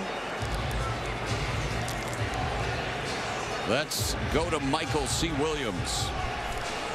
Ladies and gentlemen, for the decision, we'll go to your three judges at cage side. Your first, Dave Torelli, scores the fight 30-27, while judges Eric Colon and Marcel Varela both see it the same, 29-28. I'll have it for the winner by unanimous decision, Adam the Bomb Piccalatti. Add Georgie Karhanyan's name to the list of notable victories for Adam Piccalatti. Hard fought. And Piccalatti getting back into the win column. He says it, we're back. And yes, he is back. And improves to 13-4 overall. Let's go to Amanda Guerra. Maura, thanks so much. Congratulations to Adam Piccalatti after almost a year and a half off. So February is almost done, but March, April, and May are about to be absolute bombshells in Bellator. From overseas to the rematch we've all been waiting for. Take a look. Next Friday night, Bellator MMA returns to the 3 Arena in Dublin, Ireland for a World Championship showdown as middleweight king Gegard Mousasi defends his belt against undefeated #1 ranked Austin Vanderford. Then Saturday night, March 12th, it's on to St. Louis for a battle between top-ranked featherweights as Adam Boric battles Mads Burnell. On April 15th from the SAP Center in San Jose, we shower you with a double main event. Undefeated featherweight world champion AJ Mckee battles former champion Patricio Pitbull in a must-see rematch. And the $1 million light heavyweight World Grand Prix concludes as reigning champ Vadim Nemkov defends his belt against Corey Overtime Anderson. May is a month of power, not flowers, when the Bellator cage heads to Europe for back-to-back world title clashes. While Paris may be the city of love, on Friday, May 6th, there will be no love lost as heavyweight champ Ryan Bader defends his belt against France's Czech Congo in a championship rematch from the Accor Arena. And the very next week at the OVO Arena, Wembley, Friday, May 13th, welterweight world champion Yaroslav Amosov puts his perfect 26-0 record on the line against London's own #1 ranked Michael Venom Page. It's a globe-trekking Bellator MMA Championship extravaganza, only on Showtime. And welcome back here to the fight desk. I was going to say there's a little bling on the desk right now. It is a lot of bling over there. We have the current featherweight world champ, AJ Mckee, who will be putting that belt on the line in April against Pitbull. This is the rematch, man, we have been wanting to see. So I was listening to an interview with you this week, and you said, look, a lot of people thought it ended early. I'm ready to pick things up in the second round. Yeah, you know, we left off round one. He feels like it's our early stoppage or whatever he feels. So let's start round two. I'm looking forward to finishing round one. Yeah, I thought you had a great performance where you came out with the fat. I feel like the speed was going to be a factor. Big John and I have always talked about your speed and your power. It's very rare that you see people that have that ability to have both of them like that. You're either fast with no power. That was me, okay? And then with you, you've got power and speed. What do you think he's going to do different in this fight? Honestly, this fight, I feel like he's going to come at me, maybe try to wrestle a little bit, but we'll see how things work out. You know, I'm looking forward to going in there and getting back to myself and going to be flashy AJ. You know, I've conquered what I needed to conquer, so now it's time to evolve and just add some new things to the game and show the fans what I've been working on. So after that win, though, how have you progressed since that fight? Oh man, you know, I'm just staying in the gym, staying busy. So it's been like, what, it'll be 6 or 7 months, and I'm just looking forward to going in there and putting on another great show for the fans. You know, the fact that he doubts that first round was easy finish or it wasn't supposed to be finished. You know, I'm looking forward to making sure this fight he never wants to fight me again. So we're gonna put that stamp on it. How different is it for you every time you walk in there? You know now you're the champion, and you worked your way up. You're undefeated still. Like when you walk into your gym every time, all the guys in the gym like, that's the champ, that's the champ. You know? A little bit, man. I just try to set the example. You know, stay in there, keep working hard, and even when you win, you know, you find a lesson. And there's always a lesson to be learned. You know, that's the Body Shop motto. You know, you got to find that lesson and evolve from it, whether it's life or in that cage. You know. Well, you know, Amanda and I are not going to let you get out of here. We don't need a prediction because that's not what we want fighters to put on the spot. He's a gentleman. But we want to know, how do you see this fight playing out tonight, like in terms of their styles contrast? Oh, man, let's see. So for the main event, I feel like Gracie's key is going to be waiting till later rounds because obviously fighting a wrestler, you know what you're subject to, but at the same time, he knows what to expect once he hits the ground. So I can't really say who I'm going with, honestly. I'm a very personal person. I don't like to pick sides, but I like to kind of say which fighter should do what things, and I feel like wrestling, getting him to the ground is a key. So, yeah, we'll see how things play out. They both have great strong suits, wrestling and jiu-jitsu. You know, it's been battle of the years. I need to know next time before you come up here. It's bad enough Amanda makes me look bad every time I'm up here. Now I got 2 people up here making me look bad. You guys are dressed to the deal. We cannot help this. You look fabulous, my friend. Yeah, he's missing all the bling, though. I'm still new to belts, so I appreciate I had not seen a belt in person yet, so I appreciate you bringing that up here. When we toss it back, I'm going to take a closer look at that. AJ Mckee, congratulations on your success. We cannot wait to watch you defend your belt come I can't April. wait to do it. It's going to be a fun one. All right, that is AJ Mckee, Bellator 277 going down Friday, April 15th in San Jose. All I'm saying is, if you happen to be in the area, we hope to see you in San Jose. By the way, that's Josh's hometown. He's going to be out and around town. We get Mckee versus Pitbull 2. Going into that last fight, it was one of the most anticipated bouts in Bellator history. Pitbull, considered by many to be the greatest Bellator fighter of all time, but it is AJ Mckee, who is still undefeated, who has the belt now. You heard him say, I am going to put a stamp on that fight, so he never wants to fight me again. But it's not just that. 2 belts are on the line April 15th. Vadim Nemkov set to defend his title when the Bellator Light Heavyweight World Grand Prix will reach its conclusion. He will face Corey Overtime Anderson, who has won 7 of his last 8. The winner does not just get the belt, but $1 million. Coming up next, we have our co-main event, Andrei Korskov versus Chance Rencounter in this insanely talented welterweight division. Josh, let's talk about Korskov first. A former world champion, is a knockout artist. He loves to put on a show for the fans. What does he need to do to get the win tonight? He needs to be himself. He needs to go out there and throw the leg kicks. If he's able to get the leg kicks going right away, that'll open up the spinning attacks, that'll open up his hands. On the feet, he is nasty. He will throw everything in the kitchen sink at you. Flying knees, boom, right on the target. He lands them almost every single time. He comes out and he's super aggressive with that. But let's not forget, he's got great wrestling. He's got the great wrestling, he's got the great top control, and his ground and pound is nasty. So all he's got to do is just be himself. Let's talk about Chance Rencounter. We know Phil Davis, he was here on set with us earlier. He's going to be in his corner tonight. He's a good wrestler. Chance Rencounter thinks he is a better wrestler, thinks he has a better gas tank than Korskov. What do you think about what he needs to do? I'm not sure about the gas tank, but I believe in the wrestling. It's probably equal, or I might even give Chance probably a little bit of the nod, especially with him being out there a lot more with Phil Davis as of lately. Now, what he can do in this fight is he can wait for Korskov to throw a spinning attack or a spinning back fist or overcommit on some striking, get the takedown. If he can get the takedown and get to the top position, his length and the ability to set in those darces, the anacondas, the arm and guillotine chokes, the guillotines, period.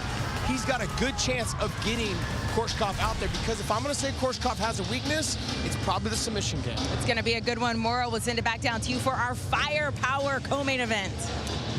Yes, let's hope indeed it will be in fuego as we continue with Bellator 274 and Andrei Korskov competing in his record 19th Bellator welterweight bout. Welcomes back Chance Rencounter, looking to make the most of his second chance in Bellator MMA. Ready now to make his way to the cage, Chance Black Eagle Rencounter.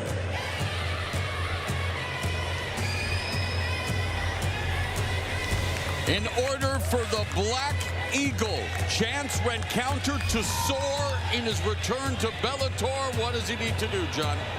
He needs to wrestle. He needs to get to the point where he is wearing Andrei Korskov out and not being at that distance range where Korskov is so dangerous as a fighter. I mean, this guy has just got power. He's got speed, beautiful spinning attacks. Rencounter has got to just stick to his wrestling. He can be in the stand-up with him for a while, but always be looking for that takedown. Speaking of wrestling, he will have in his corner Mr. Wonderful Phil Davis, former Bellator light heavyweight champion and noted wrestler in his own right. Kinda. I wanted to set you up like George. I'm always teasing him. I know. You don't wrestle. I know. Hey, well, the man can. Rencounter's been wrestling, as we mentioned, for a long time, and you feel that that will be his best path to victory if he's able to utilize it. Absolutely. Look, he's good in the stand-up. He just doesn't possess the power that Korskov has. He's more of a volume guy. And now, to make his way, Andrei Spartan Korskov. As mentioned, Korskov has competed in the Bellator welterweight division more than any other fighter in history.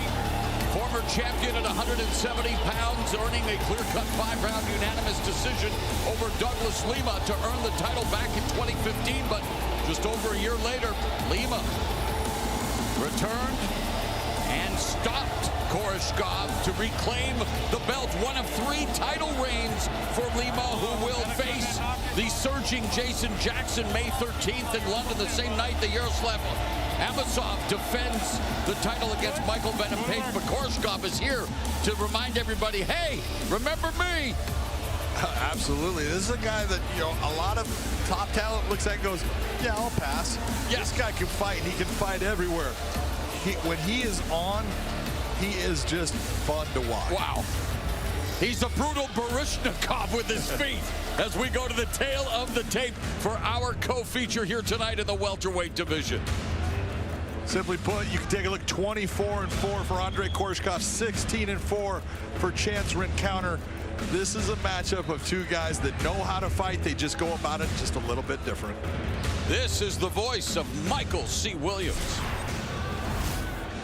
Live on Showtime, Bellator MMA presents the co-main event of the evening, 3 5-minute rounds in the welterweight division. Introducing the blue corner at 6'2", weighing in 169.5 pounds. In his Bellator return, he enters with 16 professional victories, 4 losses from Pawhuska, Oklahoma. Chance Black Eagle Rencounter. And across the cage, his adversary, fighting out of the red corner at 6'1", weighing in 171 pounds even. The former welterweight world champion stands with 24 professional victories, 4 defeats, fighting out of Omsk, Russia, Andrei Spartan Korshkov. In charge, your referee, Kevin McDonald. Behind the line, please. Korshkov's 14 wins in the Bellator welterweight division, the most in divisional history. Rencounter 8-2 in his last 10. Let's go. Returning to Bellator MMA and saying thanks but no thanks in terms of touching gloves with Korskov. Doesn't want to get too close too soon. Yeah, very nice. One of the things that I think that Chance needs to do, though, is exactly what you're seeing here. He is not backing up. He's either going to make Korshkov back up or at least stand his ground. When Korshkov is coming forward, he is a menace. Rencounter proud to represent the Osage Nation Reservation. Native of Pawhuska, Oklahoma, and he gets dropped. And Korshkov on top, and Korshkov putting the KO in his surname as he stops Chance Rencounter early in round 1.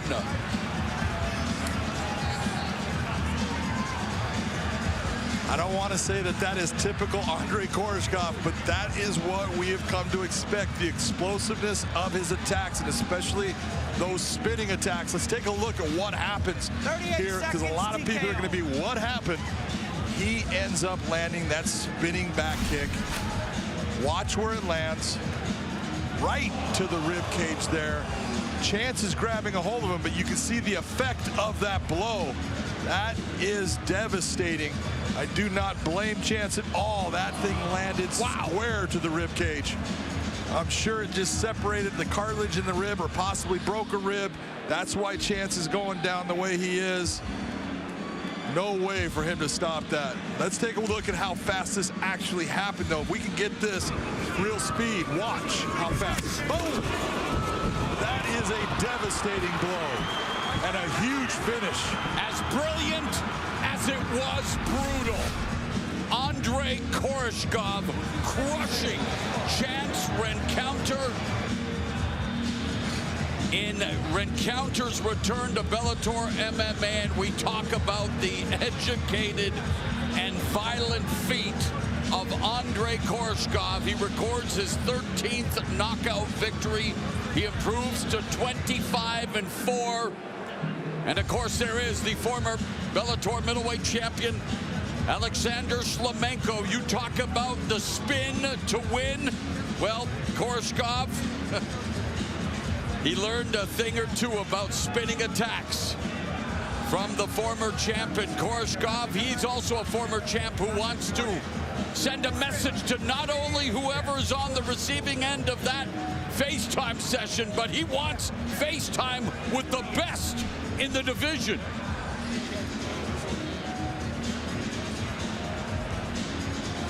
Let's get it to Michael C. Williams. Ladies and gentlemen, inside the Bellator cage, it comes to an end suddenly. 38 seconds into round number 1. The winner by TKO, Andrei Spartan Korskov.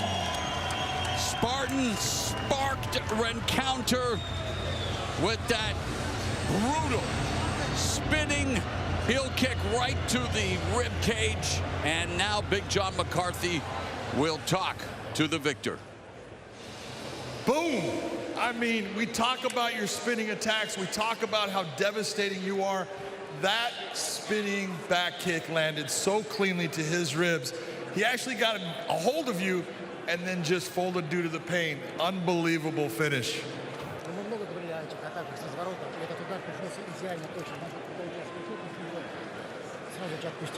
It's what we preparing. This is a spinning back kick, like a best traditional Storm school. Well, I'll tell you what, that was a devastating blow. You have been so good in this cage. You are the guy that has more welterweight fights than anybody else. You have been the champion. Who is it you think you should be matched up with next to get you in position for another title shot? Hey, Bellator, I know you prepare many tournaments in Europe, and I know one guy, Semtex Daly, Paul Daly. I want to kick his ass in London. Paul Daly, that is someone that is explosive in his own right. I would love to see that. After this win, I think it's in May in London. That's what you want? He don't like wrestling like me, and we show a great stand-up fight, and I knock him out him. Sounds good to me. Ladies and gentlemen, give it up for a devastating win by Andrei Korskov. Spartan versus Semtex. Sign me up for what would most assuredly be an explosive encounter. Korskov picking up his second knockout via spinning back kick. He did it against Vaso Bakosevic, Bellator 203 in July of 2018, and tonight he does it again against Chance Rencounter. Andrei Korskov. He will not be content until he once again gets the opportunity to conquer the welterweight division. Let's go to Amanda Guerra. Man, he doesn't even look tired after that. Where we talked to Korskov this week, and he said, I want a voice to be able to call out my next opponent, and Josh, he got that opportunity tonight. Yeah, he called out Paul Daly. I would love to see that fight. I honestly would love to see that fight. Paul Daly said that I think his next fight, he said it would pretty much be his retirement fight. That would be a great fight for all of us fans. I don't know if Paul would like that fight, but that would be a great fight. I would also like to see him maybe fight Jason Jackson. Look, people have overlooked him. And that's a little bit of a problem because he's the former champion. I mean, he is very, very talented. Korskov this week said, I'm in the top 10. I want to remind people that I am in the top 10. This is so good. Take another look at this. What do you think about what we saw from him? He said, I love to put on a show for fans, and he did that. What he saw was Chance Rencounter was keeping that lead hand out there, so the ribs were exposed. So what he did was he waited for Chance to reach a little bit more, and then he did a spinning kick, and then Chance went in for the takedown. You know when it lands clean, because what happens is your body shuts down. And when Chance Rencounter went for the body lock, and he wasn't able to lock his hands, he went down. And you see his Korskov's corner just explode with excitement, because we've known he has that in the bag every single time. His opponents just haven't figured it out yet. Andre likes to use the word spectacular, and sure enough, that is what we saw from him. Congratulations to him. We'll see what Daly has to say about that call out there. All right, guys, next Friday, Bellator returns to the Emerald Isle, Dublin, Ireland, with a dream catcher. Gegard Mousasi defends his middleweight crown against undefeated Austin Vanderford. That is next Friday, live 4 Eastern, 1 Pacific, only on Showtime. And then Saturday, February 26th, Showtime Championship Boxing, presented by PBC, hosts the charismatic, the colorful, the dominant 16-0 Chris Colbert meeting undefeated Hector Luis Garcia, taking the fight in short notice. Someone's O's must go. That is Saturday, February 26th at 10 Eastern, 7 Pacific, only on Showtime. So those are great main events in Bellator and boxing, but it is time for our main event tonight, a clash of titans and styles. Now, we normally keep them separated. Big John, you're down at the cage. Josh is here on set because you guys fight a lot. You bicker, so we're keeping you separate, but we're going to keep it together right now here. And let's talk about the fights we have coming up tonight. Josh, I want to start with you, and I want to start with Gracie and what he can do tonight. Big John doesn't want to come up here. He doesn't want all the smoke. I give it to him. Don't worry. He don't want to come up here. Yeah, look. I'll be up there soon. It'll take you a while, big guy. Look, Naaman Gracie, he brings it all. Okay, I could talk about his submissions all day long. Beautiful knee bar against John Fitch, but that's not really what we're going to talk about. Let's talk about how he has gotten better. When he fought Lemminger, his striking is on point, and I've been saying it all night. The uppercut, the elbow, boom, right there that landed.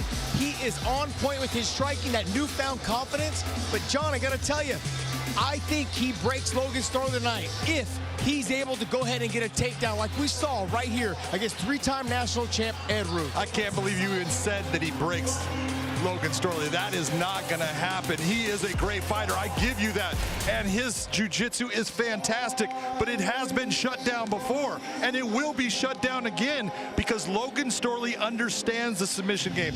I'm going to point this out to you and make it very clear, Josh. Logan Storley is a guy that can put the fight where he wants, when he wants. That is a huge tool. A guy that comes from a wrestling background like you that went the jiu-jitsu route knows that. And so this is what makes Logan Storley so dangerous in the fight. I agree with you that Logan Storley is extremely dangerous. I think he's great on the takedowns. I think he's great on top. I believe, though, it's going to be a good fight.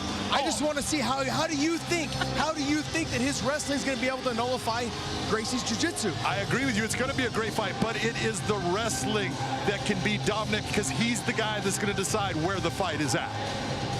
All right, guys, thank you so much. You behaved very well. Thank you. I think our boss, Scott Coker, hopefully he's watching this. He's going to let us do this again. As mentioned, look, this is a clash of titans and styles. Whoever wins may very well get a shot at the title after this. And we got a behind-the-scenes look.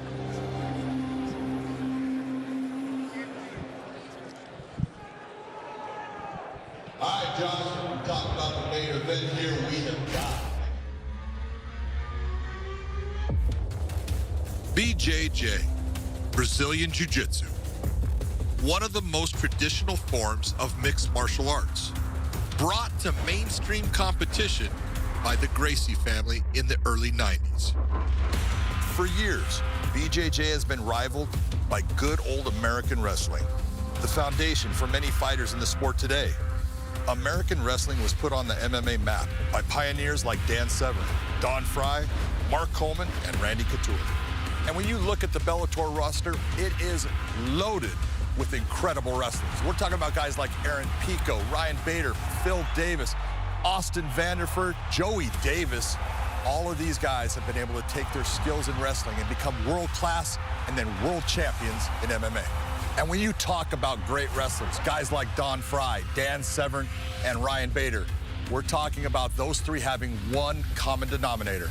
They all wrestled here at Arizona State University.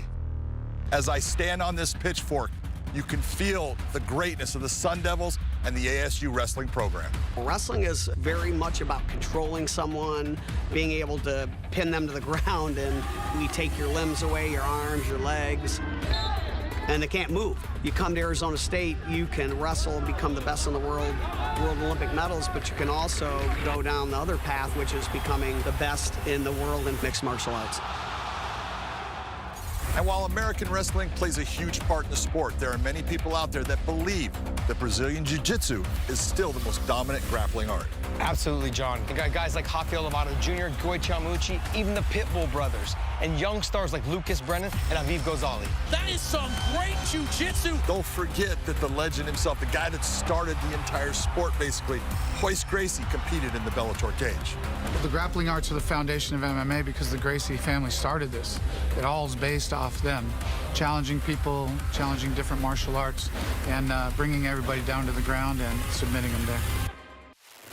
So wrestling and jiu-jitsu rivals in the grappling arts, and we are lucky enough to see it on a regular basis. And the real treat is when the best wrestlers and the greatest BJJ practitioners square off and go head-to-head. And that's the case tonight when BJJ royalty collides with All-American Wrestling. That's right, second-degree black belt, Naaman Gracie, taking on four-time All-American, six-time state champion, Logan Storley.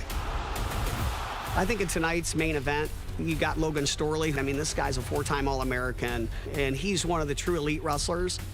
BJJ has a hard time stopping wrestlers from getting to their legs and taking them down. That's the one thing I see is when I'm watching fighters that haven't wrestled, they don't know how to protect their legs. They don't know how to protect themselves from going to the ground. And I just think Gracie's going to have a hard time with him tonight.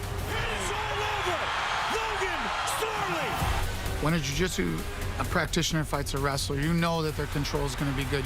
You understand that their takedowns are probably going to be better than yours. And that's okay. The wrestler might be able to hold you there for a little bit. If they make a mistake, you're going to take their neck or their arm home, and that'll be the end. And the Gracie train keeps rolling. Logan Storley is a great wrestler, man, but he's fighting a Gracie.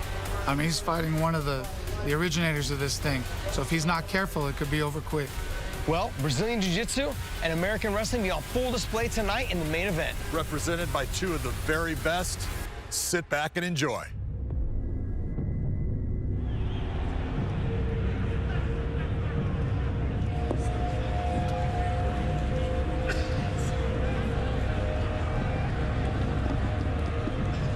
Set now to make his way to the cage, Logan Storley.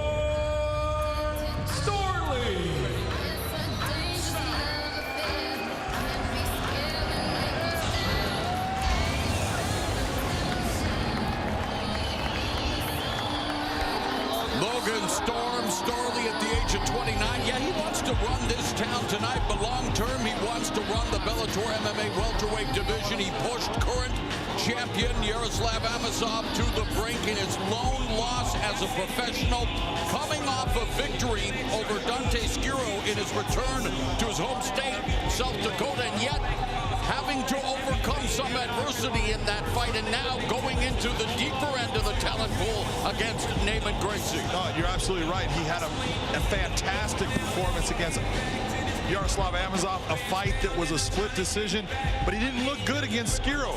There was a lot of things that worked against him, and part of it was the jiu-jitsu of Skiro, so we're going to see what he did to get better with that, because Logan Storley, you must be you, meaning you must stay with your wrestling.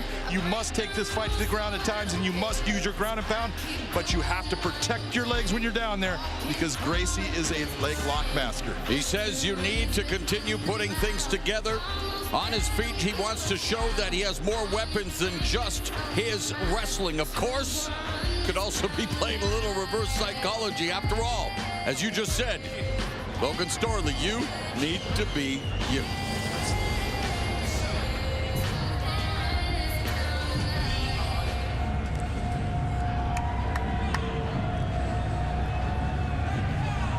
And now, making his way, Neymar Gracie.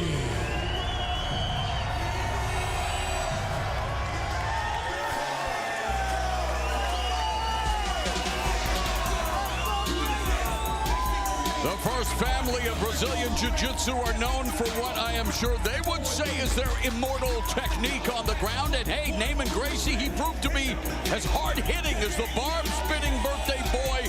Immortal technique when Gracie garnered his first knockout win in his last fight, John, microwaving Mark Lemminger and showing off the wares that he has procured working with the likes of one of the best striking coaches in the game, and Rafael Cordero.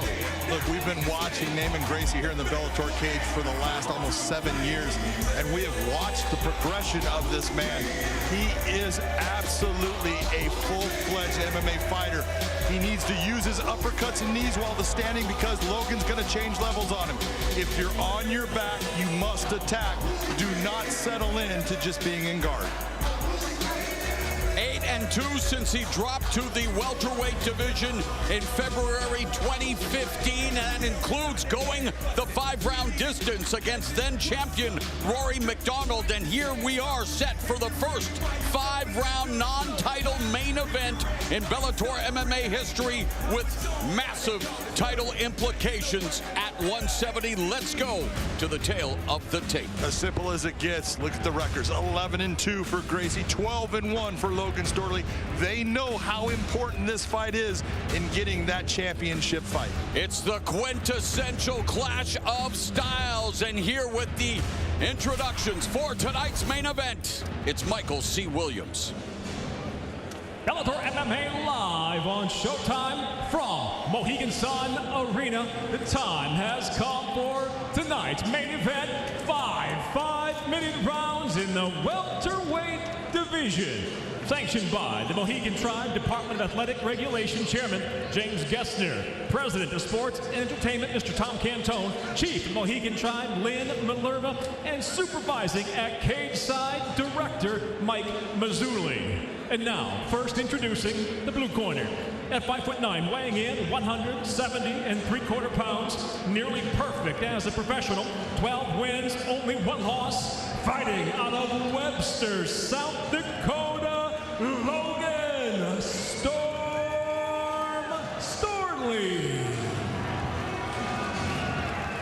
And across the cage, his adversary out of the red corner at 6 foot, weighing in the same at 170 3/4 pounds, the former welterweight title challenger, impressive as a professional, holds 11 victories, just 2 defeats. By way of Rio de Janeiro, Brazil, he fights out of Newport Beach, California, introducing Neymar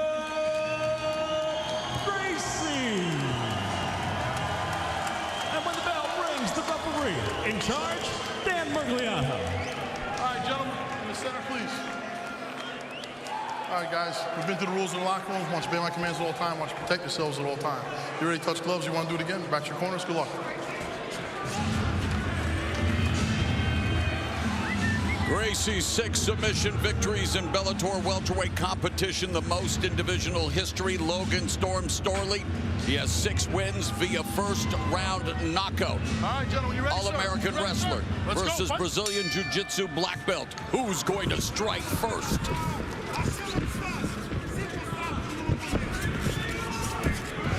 And we saw marked improvement against Mark Lemminger when Naaman Gracie recorded his first knockout and already putting together punches, and yet not moving his head off the center line. No, he's not. At least his stance, he's not. And there he gets caught with the right hand from Storley. And he's not too worried about things, because when you see him squaring off, that's telling you he's worried about the takedown. He's not. He's going out there to be a stand-up guy, and if the fight hits the ground, then he's going to go after him with submissions on the ground. We sing the praises, and rightfully so, for Rafael Cordero.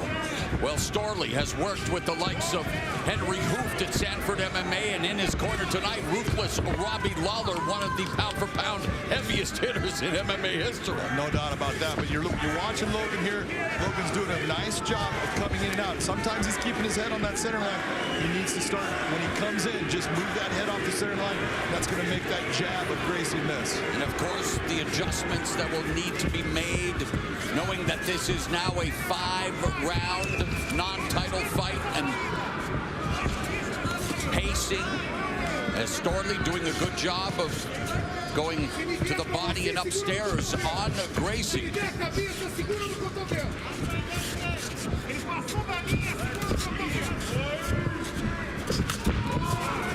Another great piece that you and Josh put together about the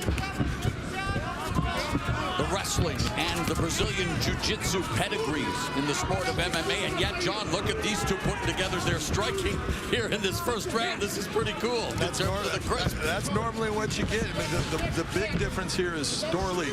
His wrestling is really translated to the mixed martial arts world. His wrestling is just meant for MMA. While Gracie he's good at his wrestling, but he's not at the level of Storley. So when it comes to who's going to take who down, Logan's going to have the better chance of putting Gracie where he wants than it is of Naaman putting Logan on his back. Both of them showcasing the fruits of their labor while still ripen, and this is the constant evolution in the sport of mixed martial arts. And when you talk about Gracie, many thinking that he's already the most well-rounded member of the first family of BJJ, and for Logan Storley, a protege of Brock Lesnar when he was in high school, he and Gracie are just looking to put it on each other, knowing the stakes. Well, there was a big left hand landed by Logan earlier there, and then he hit him with a right. So Storley storming Gracie with his striking onslaught. Gracie trying to neutralize him with under 2 minutes left in the first round. And one of the things that I talked about was Logan needs to be Logan. It's easy for someone to go and say, I'm going to be a sprawling brawl guy and keep it the stand-up. And there's the sprawl. There you go. And that's what I was talking about. Significant edge for Logan Storley in the striking department. Yeah, absolutely. He's connecting. He's been hit, but he's landed the better shot so far. And see right here, he's in a good position. There's not a lot that Naaman can do in this position. Naaman's going to either sit here for a while or he's going to swing into the guard position, or he'll just try to stand up. But Logan, at this point, this is the kind of fight he needs, but he needs to take his time and find his moments to rest while he's in that grappling exchange. Storley told us that if he can get Gracie flat, he's going to struggle to get up and get tired. Well, he allows Gracie to get up as we near the final minute of the first round, and a strong start for Logan Storley as he continues to sharpen his striking skills. Both of them have, but it's Storley getting the better of the exchanges in the first round. Absolutely right. Right now, as you're watching, you can understand why Logan decided, I'm going to stand this back up. He's been landing the more effective shots there. A beautiful left hand. He's the guy that's controlling where this fight is at and the pace that it's being pushed at. And the comfort and the way that the balance, the confidence, and as we, you and I talked about it, John, it almost goes without saying, really. You sell their credentials as ground gurus, wrestling or BJJ, and we're like, well, this could be a stand-up smorgasbord, and it definitely is, and it's been good. It's been a great opening 5 minutes. Yeah, both guys doing well. And Storley doing that much better. I agree with you. Great. Good job.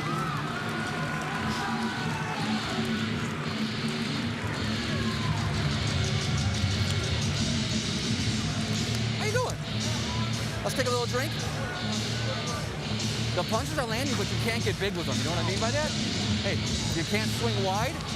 If you get off on an angle, step off to the right. That right hand is there in the jab, but little punches. Don't get excited. When you touch him, you hurt him, okay? You guys want to talk to him a little bit?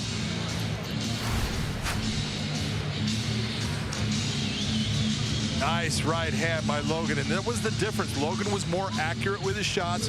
He ate some jabs, but overall, the more power went to Logan when he was landing. Nice clean left hand right there. Both guys had their moments, but the bigger shots were landed by Logan Storley, in my opinion, during that round.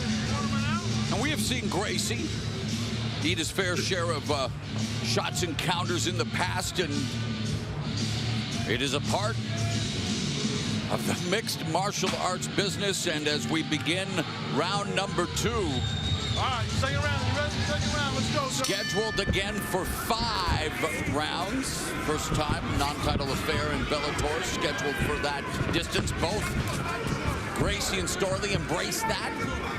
They feel it's a nice tune-up for, of course, what would be a championship affair. Gracie's been there before. Storley looking to get to the top of the mountain. And John, how do you have it on your unofficial scorecard after the first 5 minutes? Unofficially, I have Logan Storley winning that first round 10-9. Why? Look, he landed the cleaner shots. He had more power on his shots. He landed more. Just every bit. You're looking for volume, you're looking for power. He had it all.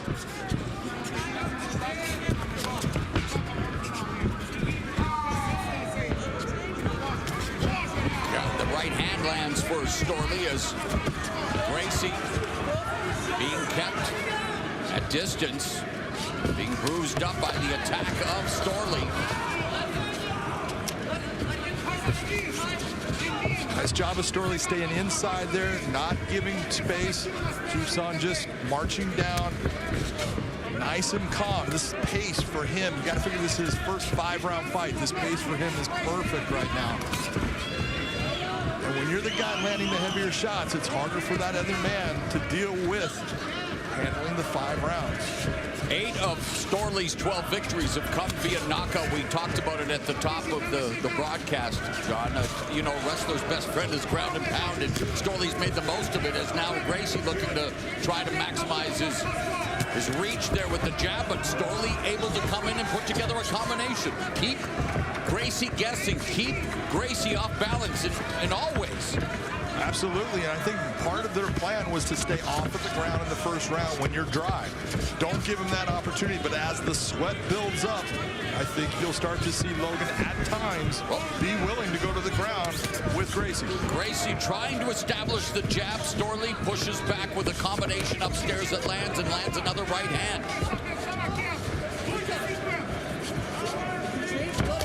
There's that right uppercut we saw Gracie land against Mark Lemonder in his last fight.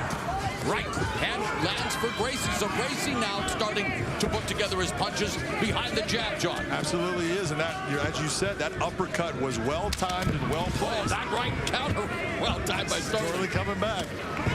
Storley with an uppercut of his own. The big difference when you're looking at what's happening right now, in that fight with Lemonder, Naaman Gracie was able to control the pace. He was the one dictating where it was going. He was the one coming forward. For the most part, in this matchup, he's been on his back foot. Storley sniping away with that right hand coming up on the final 2 minutes in the second round.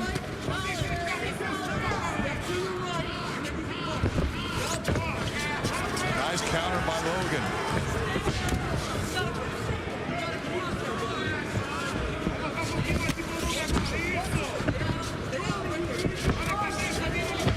Storley utilizing good head movement, John. Yes, he is. And as he's coming inside, you see that he's taking his head off the center line. He's not being just an easy target. And at the same time, cannot be predictable in his movement because then, of course, Gracie looking to collect the data and land the counter. But Gracie going back to work with the jab with the right hand, but gets countered more effectively by Storley. Absolutely.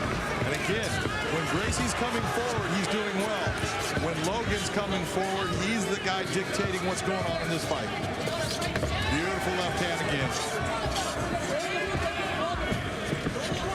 Coming up on the final minute of the second round, both Storley and Gracie with one takedown attempt each, both of them failing in that attempt. It has been a sharp striking display for Logan Storley, while Naaman Gracie has had his moments but needs to up the ante, ratchet up the offense.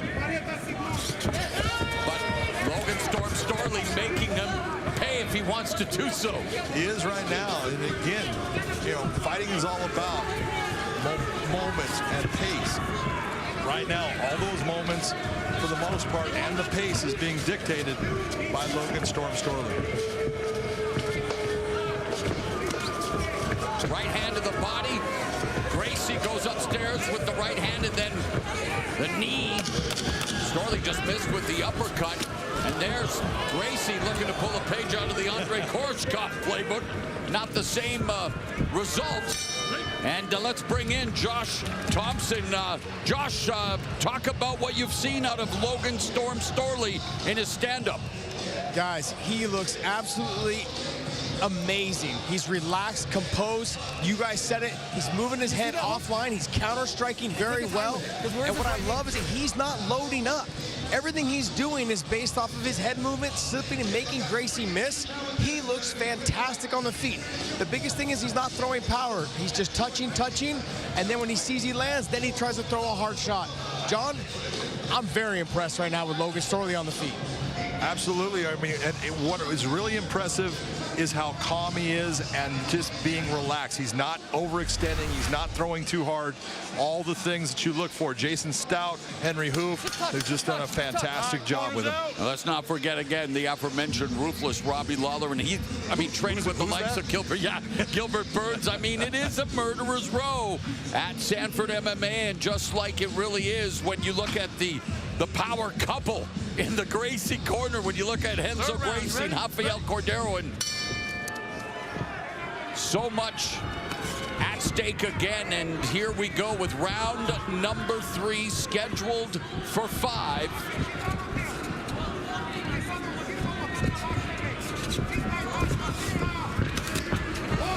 That's a clean shot by Naaman.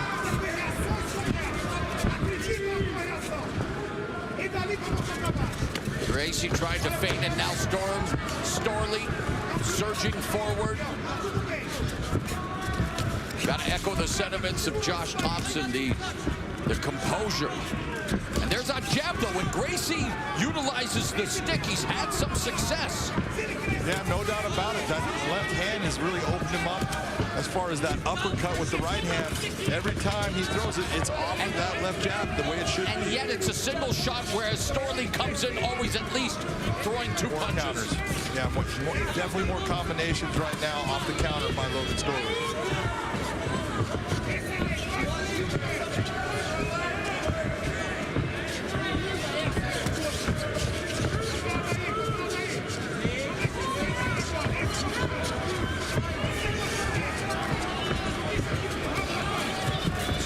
Again, not ignoring the body, and then firing a right hand upstairs. And now Gracie with the clinch momentarily. With Logan, when you're watching, as he's dipping, he'll dip to his left like that right there. Many times he's getting himself caught. He just needs to keep moving his feet. Dip to the left. Keep moving your feet as you swing around, and that hook that you're throwing is going to land just like that.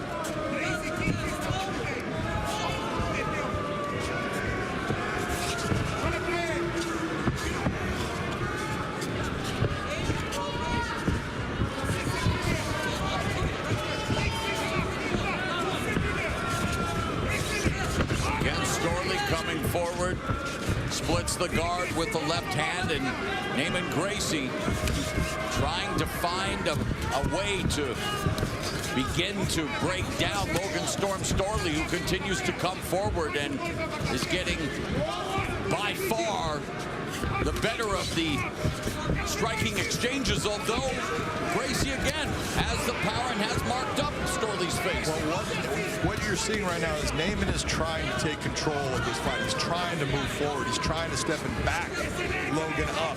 And at moments he's being able to. But when Logan is coming in, Naaman is taking too many steps straight back. He needs to circle out quicker. Take one step back, start circling out, and reestablish that forward motion. It was billed as the battle for ground supremacy. One takedown attempt each. It has been a smorgasbord of strikes. Under 2 minutes remaining here in the 3rd. And again, Storley able to come close enough to connect and then back out.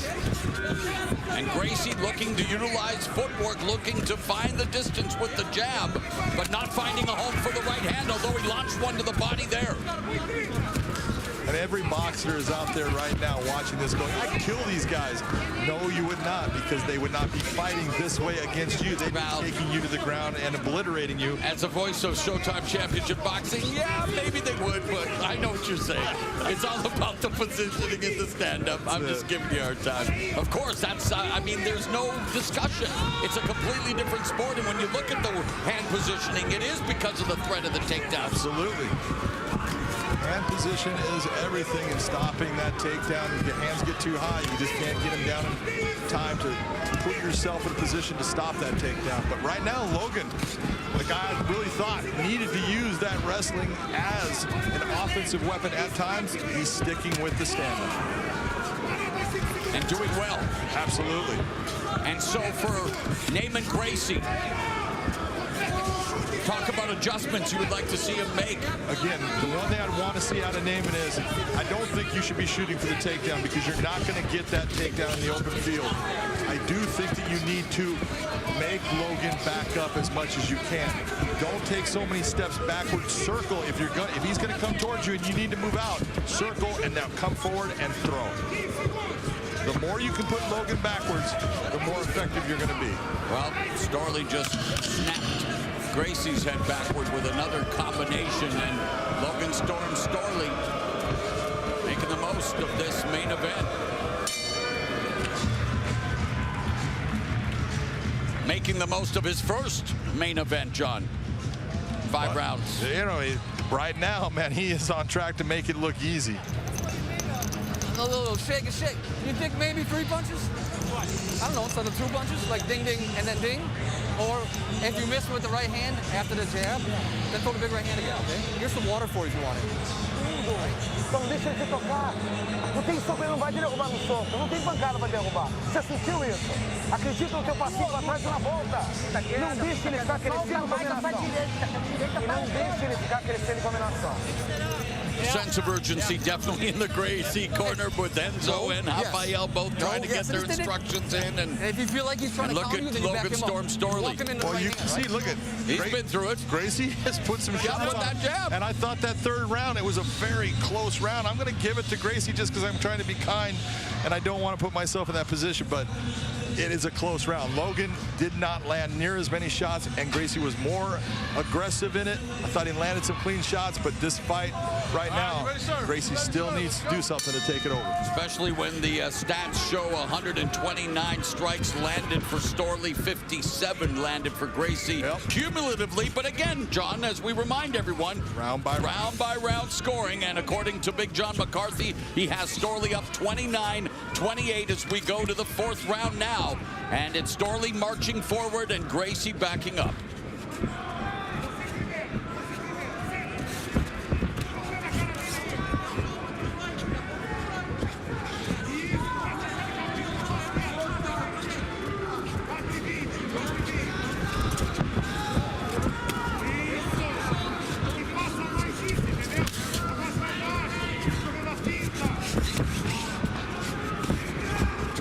Again, pawing with the jab, John. It's obvious that Gracie would like to establish something with it, but can't hot shot, and he definitely needs to follow up. But Storley continues to be in his face, continues to put the pressure on. Yeah, and just right there, what you saw Naaman quickly circle out. Good job by Logan Storley, clean shots. But you saw him when he was close to the fence, just circle out. He needs to do that when he's in the center of the cage and Logan. Oh, there's a left hook. Upstairs that landed for Storley, right hand to the body, right hand that lands for Gracie, but now Storley coming forward again, throwing a right bouncing off the shoulder of Gracie. I like the fact that every time you're seeing Storley, he's usually throwing more than one. He's throwing always threes. Minimum combination. He's throwing combinations, unlike Gracie. Yep. And yet, you look at Logan Storley's face, and it's choppy waters. I mean, Gracie's jab, he is the bigger guy, but needs to do a lot more in terms of his offense because Logan Storley continues. Oh, there's a right hand that landed for Gracie, backing up Storley. Yes, it did. And for the first time, Storley in trouble here. Gracie now unloading with the right hand, trying to land elbows and the right uppercut. Yeah, something happened with his eye. I don't know what it is. He got hit, and it affected him greatly. That's why he backed off. Now he's going towards that wrestling. And the sprawl and a knee from Gracie, the slick sprawl scramble.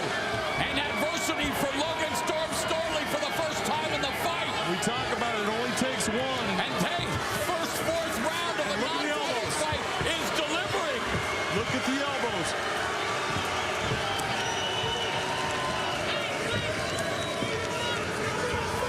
So Gracie comes alive in the fourth round of a non-title fight in Bellator MMA history, both trying to remain in the hunt for Gracie. It would be a second opportunity at a championship, and he gets backed up by Storley. Oh, he's in trouble. Incredible stuff. Mamma mia,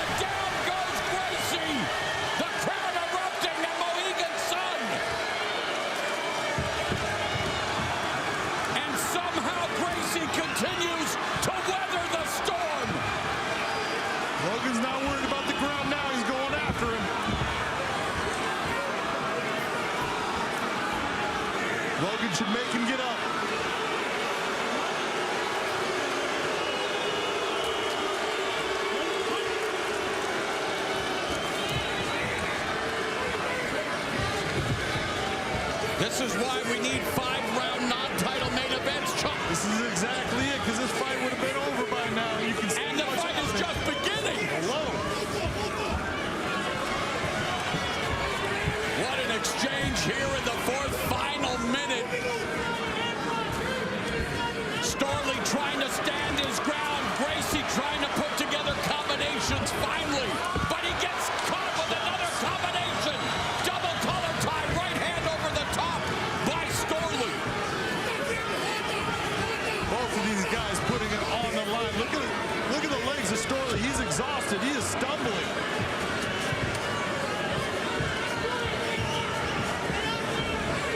This is what happens when you hit that 5-round. I talk about that extra 10 minutes is brutal, and you're seeing it right now. Naaman going for the takedown. Going for the takedown against the multiple-time All-American north-south position now for Storley. Final 15 seconds of what has been a fantastic fourth round. Bring on the fifth. Wow, so much to unpack in that fourth, John. Man, so much went on there because Naaman hurt Storley. You could see it when he was backing off, but then Logan comes back and he puts Naaman on his back. Just an incredible round for both guys, and you could see the legs of Logan Storley. They were wobbling, not based upon being hit. He was tired. His legs are heavy.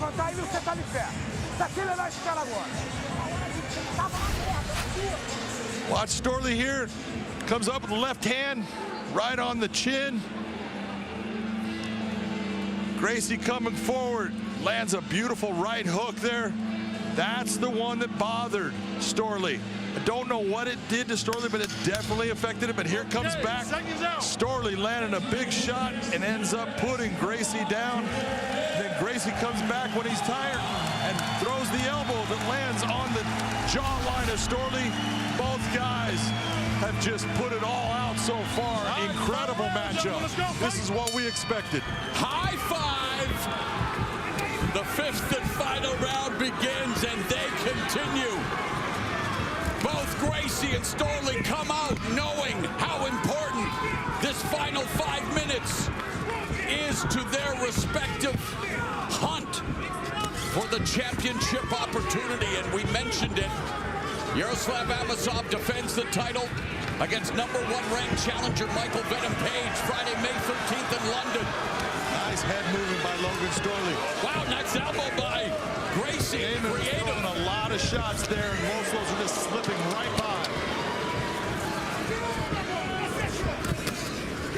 That's a clean right hand by Gracie. He's on his horse. Take a look, man. He's moving well for the 5th round. I was going to say both.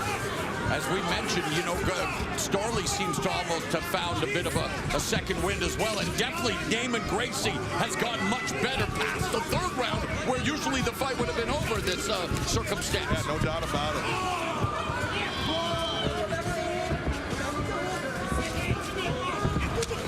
Body kick by Gracie. They are definitely throwing a lot, knowing again what's at stake. In fact, Storley has thrown 362 strikes, Gracie 318, but still a huge advantage cumulatively for Storley. But Gracie, he's surging back. Oh, he's still in there. He's in this fight. He's looking to throw that uppercut that lands and puts Logan down. We'll see if he can make it happen.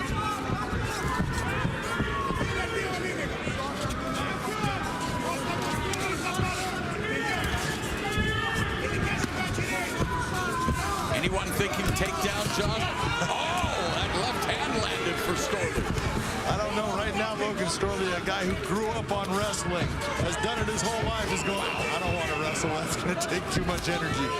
Boy, finding a home for the right hand. Logan looking at the clock. Gracie connecting with the cross.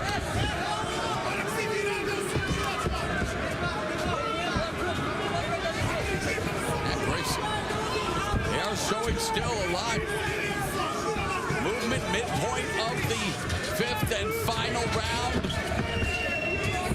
Naaman Gracie and Logan Storley making Bellator MMA history, and the bonus action is definitely delivered. Absolutely. The extra 2 rounds. Thanks to President Scott Coker for making the decision saying, yeah, we're going 5-round main events.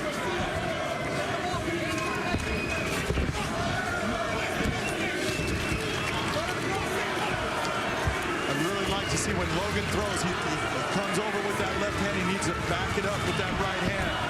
Keep throwing. The crowd trying to rally behind Naaman Gracie, but a lot of Storley supporters in attendance as well. And how can you not respect both of these world-class athletes? Look at Naaman just bobbing in and out, using footwork. 5th round, exhausted, actually looking better than he did in the first round. I'm telling you, he's just fantastic. Maybe the first 3, John. Double jab, and there's a counter left by Storley. And now Gracie looks at the clock. What do these 2 have left in the minute and change that remains? Good shot by Storley. Another left hand. Bounces off the nose of Gracie. Another left connects for Storley. Final 60 seconds.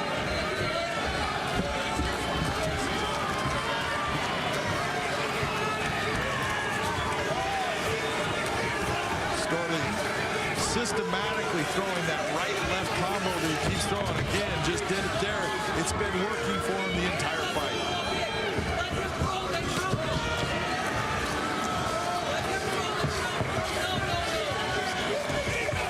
Again, in a fight that was built for ground supremacy, not one takedown has been achieved, but they're trying to take each other down with punches.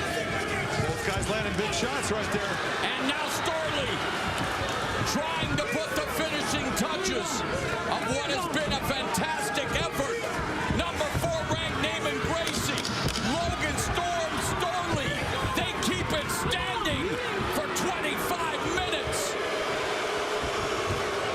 And while the crowd may be booing, hey, hats off to both Storley and Gracie for showcasing their striking, and Logan Storley bouncing back in very impressive fashion for what happened in his home state of South Dakota. A win, but not an impressive victory over Dante Skiro. No, man, boy, I can tell you what, he just showed a ton about who he is and what heart he has in that chest, man. He possesses nothing but grit and determination. And speaking of heart, grit, and determination, Naaman Gracie. Same thing. Come on, take a look at what we talk about it all the time. Well, I hate seeing guys that leave it in, And I think that drew the ire of the crowd where he was kind of on his mic a bit. He'd given it all. He'd given everything. Both guys. Unbelievable.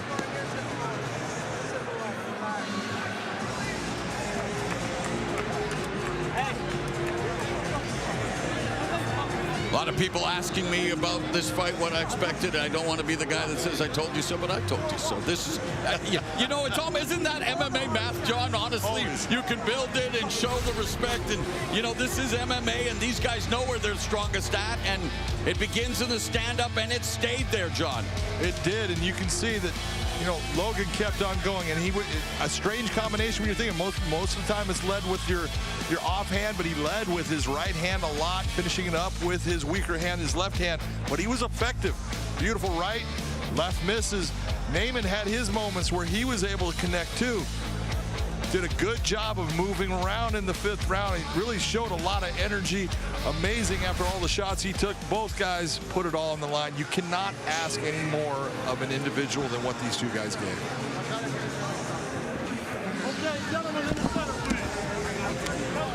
Mutual respect after going 25 hard minutes. You think about what it takes to excel at one discipline. This is MMA, this is mixed martial arts, All-American Wrestling, Brazilian Jiu-Jitsu royalty. And it was a striker's ball here tonight as we go to Michael C. Williams. Ladies and gentlemen, after 5 rounds of non-stop action, we'll go cage side to your 3 judges. Your first, Eric Colon. Scores to the fight, 48-47. Your second judge, Dave Hagan, 50-45. Your third and final judge, David Peabody, 49-46. All have it for the winner by unanimous decision, Logan Storley. Scores may have been all over the place, but Logan Storley celebrating with ruthless Robbie Lawler, the classy Naaman Gracie. Look on his face says it all, but he comes over to congratulate Logan Storley, achieving by far the biggest win of his career. Let's go to Big John McCarthy. Logan Storley, that fight showed heart, guts, determination by both of you. You took a fight that most people thought was going to hit the ground. You stayed on the feet for most of it. How are you feeling right now at the end of that 5-round battle? Hey, Connecticut, thank you. Thank you so much. I appreciate it. That fight right there, I had to dig deep. Dig deep, that's those farm roots. That's Midwest. Figuring out who you were in the 4th round and coming back. And I'm freaking happy, Big John. Tired, but happy. Now, look, I got to ask you, man, that 4th round, you got hit with a shot, and it hurt you, and you started backing off real quick. What happened with that shot, but you came back in that round? I don't know, my orbital bone or something, it kind of went numb for a second. And I was stung for a little bit, but I was playing and moving. And then he started kind of wearing himself out, and I landed it. But that's the first time I'm a fighter now. That proved it right there. Any doubt I ever had about taking a punch, you know, fighting the best guys, that's number 4 guy in the world. I just beat him 50, 45, 49, whatever it was. And it was 25 minutes on the feet. That's the most fun I've ever had competing in my life, I'll say that. That was the most fun you've had in your life. I love that. Let me ask you this. After that performance, going 5 rounds for the first time in your career, now being 13-1, you know that Amosov is going to fight Page. Is that the fight you want, whoever gets the winner, or is it you want the rematch against Amosov? I want the belt. That's why I got in this business. I didn't get it done at the NCAA level, and that drives me to today, is to be the best in the world. Once I'm the best in the world, then it's time to go do something else. So I want to be the best in the world, and I want the title next. Well, I'll tell you what, you're right there. That was an unbelievable performance. The greatest thing I've seen you in your career pull off. That was a fantastic win. You got to give it up for the man, the Storm, Logan Storley. And what a way for Bellator MMA to usher in the new era of 5-round non-title main events. Lots to celebrate in the camp of Logan Storley, securing his 13th career victory with his striking Naaman Gracie, tasting defeat for the 3rd time. But yeah, let's keep it the way it is. 5 rounds, fantastic stuff as we go to Amanda Guerra. Hey, Mauro, Josh and I agree. We want the 5 rounds there. Oh, man, what a win for Logan Storley. Look, he's an All-American wrestler, but he told us this week he saw the fight playing out on the feet, and that's exactly what we saw. Yeah, I think he realized, like, going to the ground shouldn't have been that much of an option unless he had rocked him, and that's what he did. I believe it was in the 3rd round when he or 4th round when he rocked him and dropped him and sat him to his butt. He jumped on top, tried to get the finish. He looked very impressive tonight. His first time going 5 rounds. And I'm going to play a little matchmaker here. Okay. I'm just going to be honest. Douglas Lima coming off of his loss to Yaroslav Amosov. If he fights Jason Jackson and he loses to Jason Jackson, I'd like to see Logan get one more fight before he gets a title shot. Because I'd like to see him and Lima fight. That'd be a great fight. Because Jason Jackson's been kind of lingering there waiting for that next title shot with a win over Lima. I honestly believe he just needs one more fight to give him that experience of that top-level competition, because he showed he's a fighter tonight. He proved it. That's what my next question was going to be. I mean, one more fight, but can he handle his own in that title shot right now, given what you saw in the cage tonight? Did you not see their first fight? I mean, he fought Yaroslav Amosov to a split decision. He took him to the distance, yeah, absolutely. I mean, it was a phenomenal fight. Had that fight been a 5-round fight, who knows what would have happened? I mean, I'm being honest. And so they make up for a perfect matchup. Stylistically, they are a fun fight. I'm talking wrestling, jiu-jitsu, striking, everything mixed in. And Logan Storley showed me tonight what I've always wanted to know. Will he fight walking forward? Will he throw punches? Or will he just continue to fall to his wrestling? Tonight, he proved that he can strike with the best of them, and he can also use his wrestling when he needs to. He has a very high fight IQ. That's what I wanted to see tonight from Logan Storley. His first 5-round event comes out victorious, and sure enough, we needed all 5. We all agree, you, me, Moro, Big John, because that fight came alive in the 4th round. Josh Thompson, Amanda Guerra here. If you missed any portion of tonight's fight card, let's run it back. Check your listings for encore plays of Bellator MMA on Showtime and Showtime Extreme. Next Friday, Bellator moves a company from New England to Ireland for a colossal middleweight contest. The reigning champion and MMA powerhouse Gegard Mousasi faces off with the next generation of MMA, the unbeaten Austin Vanderford, who looks to dethrone the dream catcher. Join us next Friday live at 4 Eastern, 1 Pacific, only on Showtime. As we wrap up back-to-back nights of combat sports, Showtime continues to throw the heat. Keep it here for an encore episode of the latest Billions. And there is your champ, Logan Storley, a little gingerly walking down, but he feels good because he got that victory tonight. Let's take a look back at what we saw here at Bellator 274. We started it with the heavyweights trading major blows for a full 3 rounds. Newcomer Davion Franklin emerging with his fist in the air, now 5-0 since bursting onto the scene just 2 years ago. How high can that guy climb? Then the return of Brennan Ward after overcoming drug addiction, returning to the cage for first time in nearly 4.5 years. He told fans to expect a knockout, and he got it just seconds into the 2nd round. It was a loaded lightweight battle between Georgie, Karhanyan, and Adam Piccalatti. Piccalatti, who hadn't been in the cage for nearly a year and a half, he wins there in our co-main event, the supremely talented welterweight division. Georgie Korskov chance for encounter. It was Korskov with a stunner in 38 seconds. And the main event, Brazilian Jiu-Jitsu phenom Naaman Gracie and outstanding wrestler Logan Storley, the first 5-round non-title main event, and it goes to Logan Storley at the end of the day, getting him that much closer to a title shot. For all of us here at Bellator, have a great night.